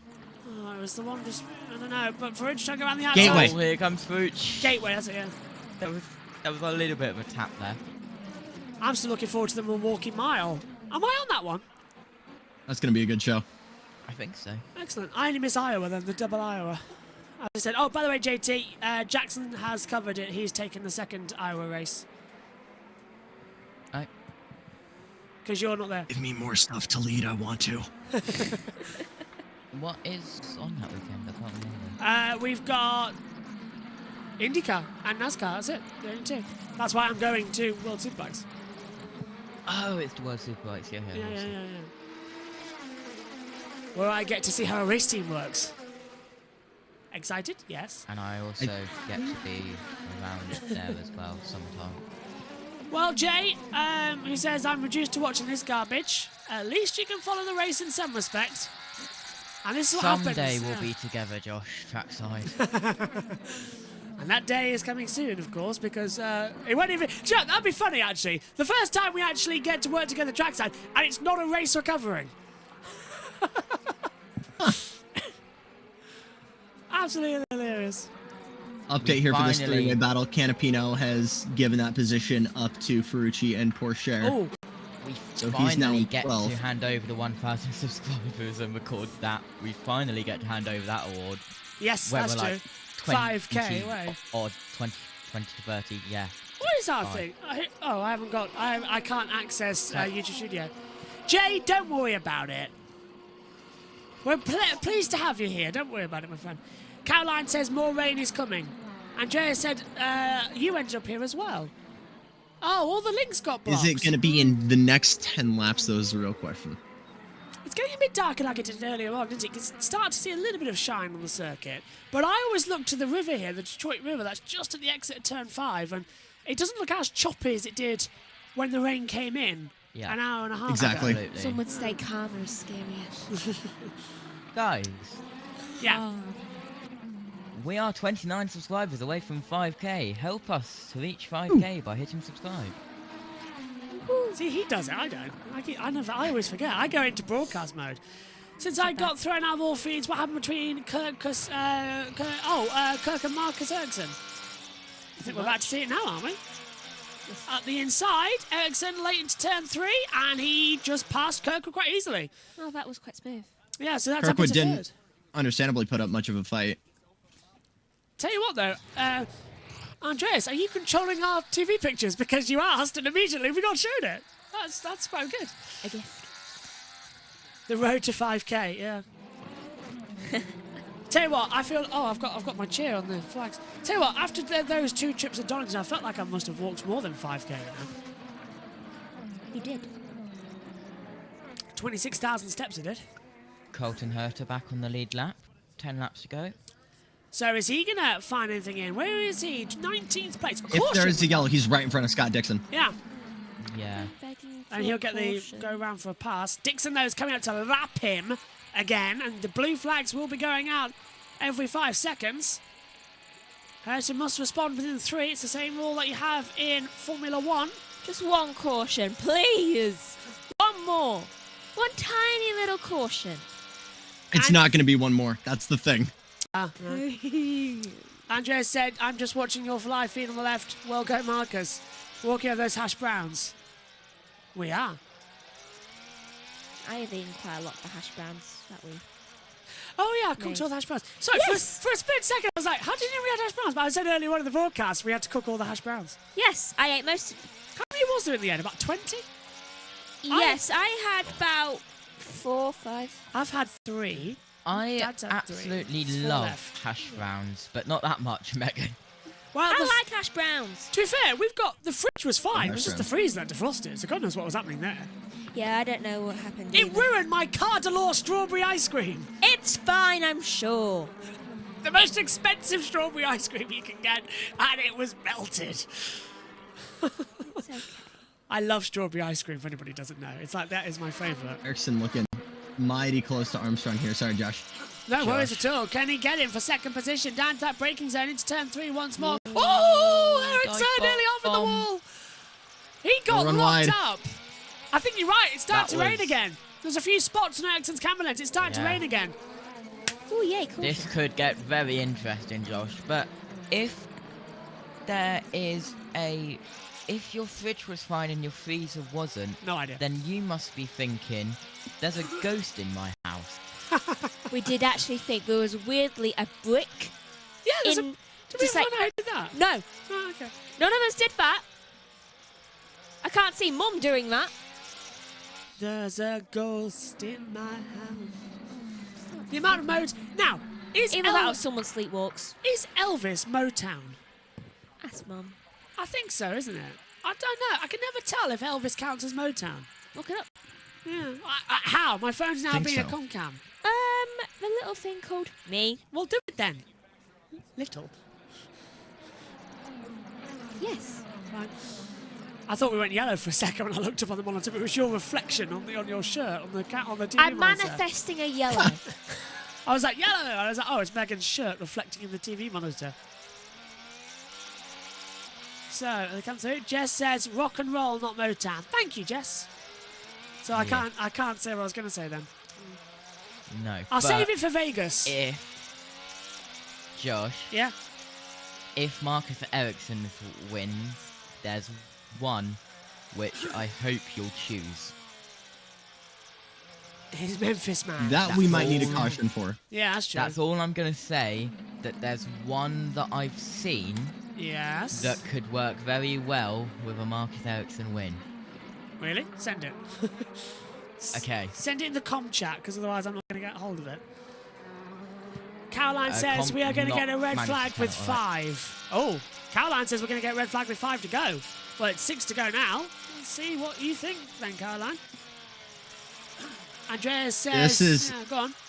If he's seen something we haven't somehow, this would have to be like a complete gridlock a la IMSA yesterday. Yeah. Oh, well, anything's possible. Here comes Marcus Ericsson. So, Tip Armstrong. Dixon, yes, I agree here with Jorge's point. Is Herta holding Dixon? Yes, he is. And that is causing massive problems. Well, Herta is holding up Dixon, who's holding up Armstrong, to give Ericsson a run, who's his teammate, and Carl Cogran. So Herta holding up the two Chip Ganassis. Oh, and Armstrong nearly in the wall. Exit into 1. So yeah, Herta doing his job here to allow Ericsson having to go up. Oh, nice. Do what you want with that, Josh. Well, to be if fair... Ericsson wins. Yeah. It's a shame that award isn't winning. That would have been perfect. Yeah. 5 to go. This is when With a second and change, though, it could happen for Ericsson. Dixon goes! And Herta shuts the door! Dixon gets the exit out of 3! Herta lets him through this time by! But Dixon almost committed a kamikaze! Was that really necessary for lap car? No. Yes. It's being a good teammate. Forget kamikaze. It was more like a harikari. For those of you unfamiliar with what a harikari is, it was a Japanese suicide ritual where you put a sword into yourself at the same time that somebody shoots you. So you can't tell which the bullet is because suicide is frowned upon. So effectively, it's suicide and murder. So you can't tell which kills first because it's illegal to kill. Welcome to JBMotorsports, everyone. It's against spiritual guidelines to kill yourself. So I'm not the only one with weird knowledge about murder. You have weird knowledge about murder too. Look your God out here. I have facts. No, I studied history. I studied criminology. I studied history, which means I know what guys, I'm talking about. Ericsson around the outside of Armstrong. Oh, there goes the time monitor again. Yeah, Ericsson trying to go around the outside this time as well. Can't get ahead of Armstrong. I need to write that down and tell my tutor. Right, it's gotten up to 5th. Does nobody know history here? Should find it interesting. Okay, well, that's a good fact. Because I often say in the commentary, oh, he's, kamikaze. That's easy. Kamikaze pilot. Harikari. Not many people get that. It's like, well, yeah. History with JB. We never studied that in my history. This is what you get on JBM if you subscribe to crazy stuff. Well, I must say... Throw trivia your way, then, for anyone who's watched Crash Course in school. Both the Green brothers, Indiana natives, both have been avid supporters of the series, actually. I want to say John Green's actually driven the pace car, I believe, for one of the Indy Grand Prix. Oh, excellent. That beautiful Chevy. Will Power's back up to 7th, guys. Some IndyCar lore for you. Caroline says there. Meanwhile, Rossi has and been a Power are crash. battling here. Yeah, that's what I was hoping for, an Armstrong dive bomb. Power, as you say, on Rossi. Come on, everybody. Come on, everybody, let's do the conga. Anyway, this is what it feels like doing Detroit. It's just one massive conga line. And by the way, it's taken 2 hours, but now finally, the driver tracker has actually behaved itself for the last couple of laps. Honestly, I can't win with it. It takes hours just to stabilise, and then you have to, you want to hit it with a stick. 2 to go. Now, have you thought of one for Scott Dixon, Josh? Because it looks like Scott Dixon's going to win. Well, I thought I had Jimmy Mack, but yeah. I need to use the Google for one. I'm actually on the inside line at turn 3! Dive bombs! Wow! Wait a second, that was such a late move. It caught Armstrong by surprise. Caught us by surprise. Brilliant move from Ericsson. Brilliant. Did I see a little bit of a lock-up from one of those cars as well? A little bit. Jackson, that was fantastic. So hard to tell, JT, if they're locking up here just because the track is still somewhat slick and they haven't been really giving up too much smoke. But 100%, that was all on the brakes there. Not like the dummy we've seen from the other Andretti Kirkwood, but that was just textbook inside line, late lunge. Super clean move there. White flag in the air. We are on to the final lap here. Gavin says 2 Kiwis in the front. Public holiday here today. Thanks for making me laugh early in the morning. Pleasure, Gavin. It was, right on. Well, it was a Kiwi 1-2, and then the Swiss kind of cheesed its way in there. Ooh, here all week. Well, Dixon's going to get it as well. Second win of the year after Long Beach. Streetcar named Dixon, it seems like would be appropriate. That is the worst one I've done all night long. I liked it. Yes. Can Never mind. confirm. Well, street circuit, Detroit. Street circuit, Scott Dixon. Same old story. Scott Dixon exits the last corner. He's the winner in Motown. Dixon wins the Detroit Grand Prix in fine fashion. Scotty. Embrace the chaos, baby. This is brilliant. Dixon, again, second win of the year. What a win for Chip Ganassi as well. Marcus Ericsson puts it in second position. Pushes himself up in the championship again. Armstrong, podium. Brilliant. Kirkwood, 4th. Rossi, 5th. It's a day of underdogs further back. But it's same old for Scott Dixon. Yep, absolutely as well. Well, Scott Dixon went to go shop around, and he shopped and he's returned with a win here around the streets of Detroit as well. I see you're shaking your head, Jackson. No comment. Some great comeback drives today, guys. Marcus Armstrong from 19th finishes on the podium. Rossi from 16th gets himself to 5th. Award from 12th. Rosenquist from 22nd get their way up to 7th and 8th. Well, I'll tell you what, I second that motion. Josh. Armstrong stops! Oh, he's run out. He's got to be out of fuel. Oh, baby love. I'd go one more in. Hang on, that's VK off too. VK. Oh, wait a minute, Mr. Race Controlman. That was pathetic. I've already said that one as well. So Yeah. AB is trying to get all these in at the buzzer here. Definitely lost. It's the last chance. Top Chevrolet, 5th with Rossi, 6th Power, O'Ward 7th, so 5th, 6th and 7th for Chevy. Honda. 9th and 10th as well. Oh. But Honda top 4. Oh, in their backyard, Honda dominate Chevy. Oh. Biggest middle finger you can give after having criticism at the Indy 500 for your engines letting go. Today, a Chevy let go. Wow. How interesting is that? We have a Cadillac and a Chevy.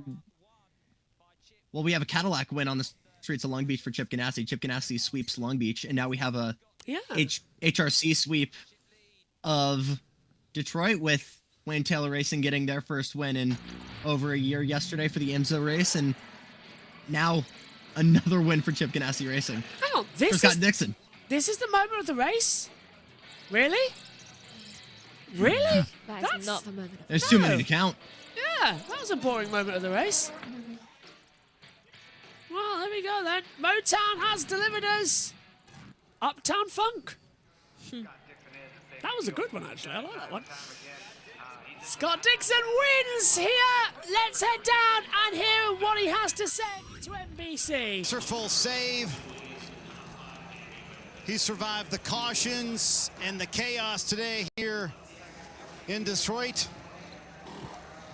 Mike Hull, who called him to that win. Hey, Scott, I mean, did this one feel more improbable than Long Beach to you? You never know. You know, I think I made the comment on the radio. I'm like, at about lap 50, I said, I think we can make it on, you know, no more stops from this point if we do one now. Obviously, we didn't go that risky, but the team called it perfectly. We were on the right strategy. Huge congrats to everybody at PNC Bank number 9. Honda did a superb job as always. A lot of fun driving my Honda out there. And we won, man. How cool is that? Yeah, well, you said this one was cool. What made this one so special? It's just always the variables, you know, trying to stay out of trouble, trying to keep the car, you know, on track. We had rain, you know, it was all over the spot, all over the shop out there, and you know, you're just never really sure how the transitions are going to fall or even the strategy. So stoked for everybody on the team. That was cool. The numbers keep racking up. You are now 9 wins from AJ Foyt, and also now the championship leader. Does the attention immediately turn to the pursuit of that 7th title?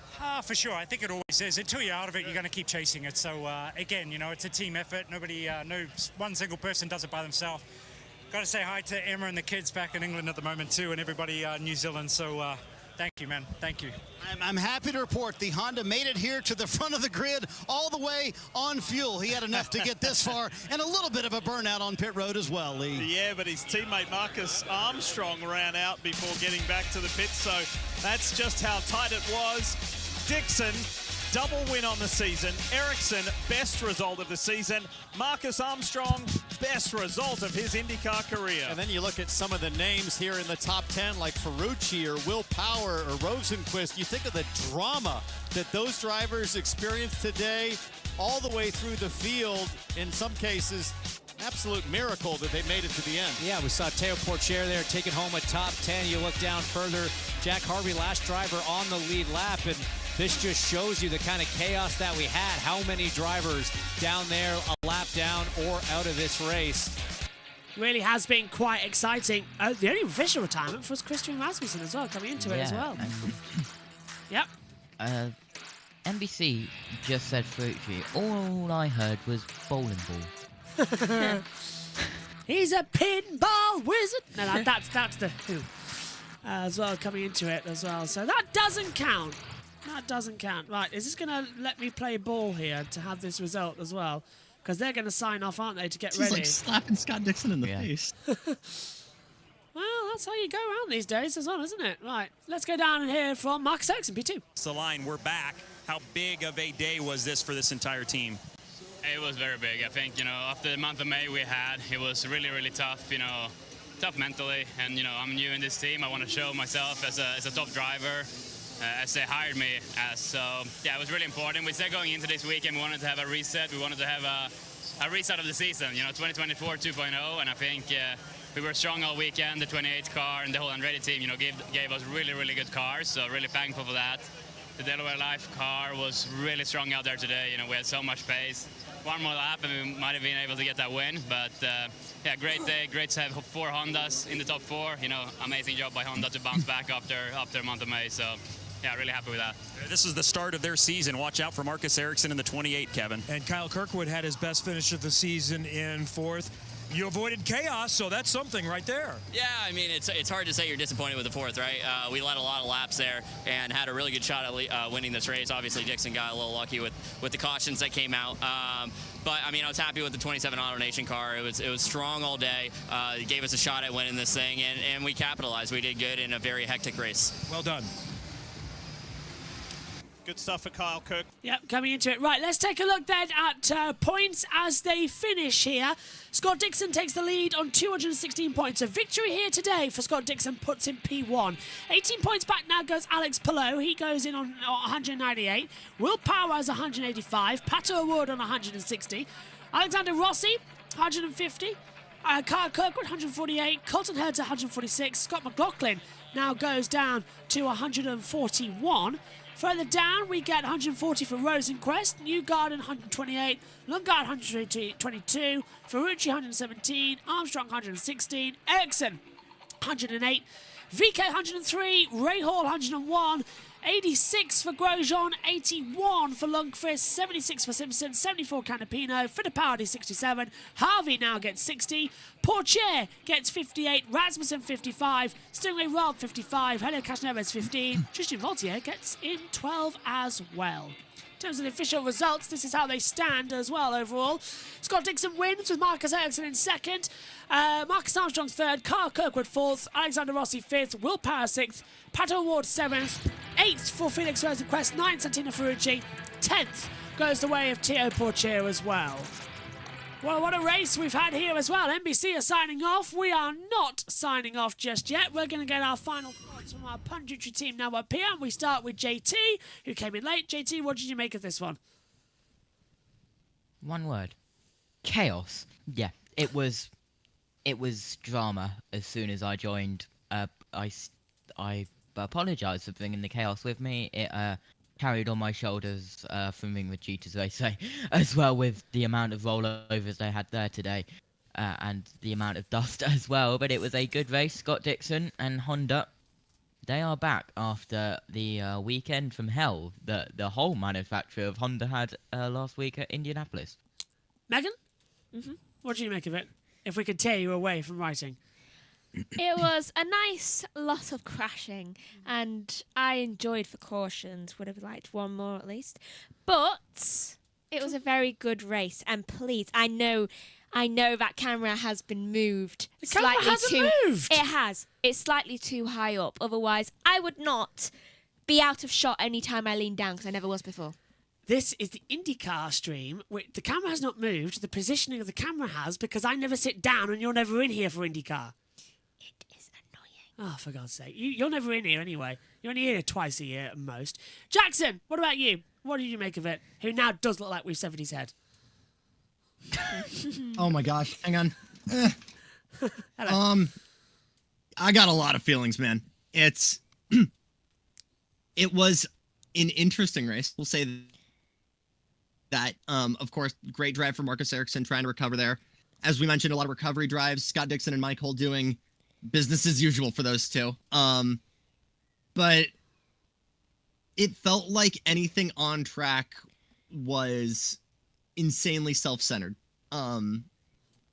Like it was almost impossible to coexist. Yeah. And it makes me kind of miss Belle Isle Park, or realize that kind of like Nashville, something's, I don't know what it is, but something's got to change. I'm with you on it as well. It's a great race, but maybe a bit longer track. Somewhere a bit different as well. And what was so wrong with Belle Isle? I know. Milkers maybe, but yeah. 9 cautions and only having about an hour of proper running isn't it. Well, my thanks to you. Oh, hello. No. Who was that? Omi. Hello, Omi. Well, my thanks to Jackson. My thanks to JT. My thanks to you, Megan, as well. My thanks to all of you at home. Right, that's it then.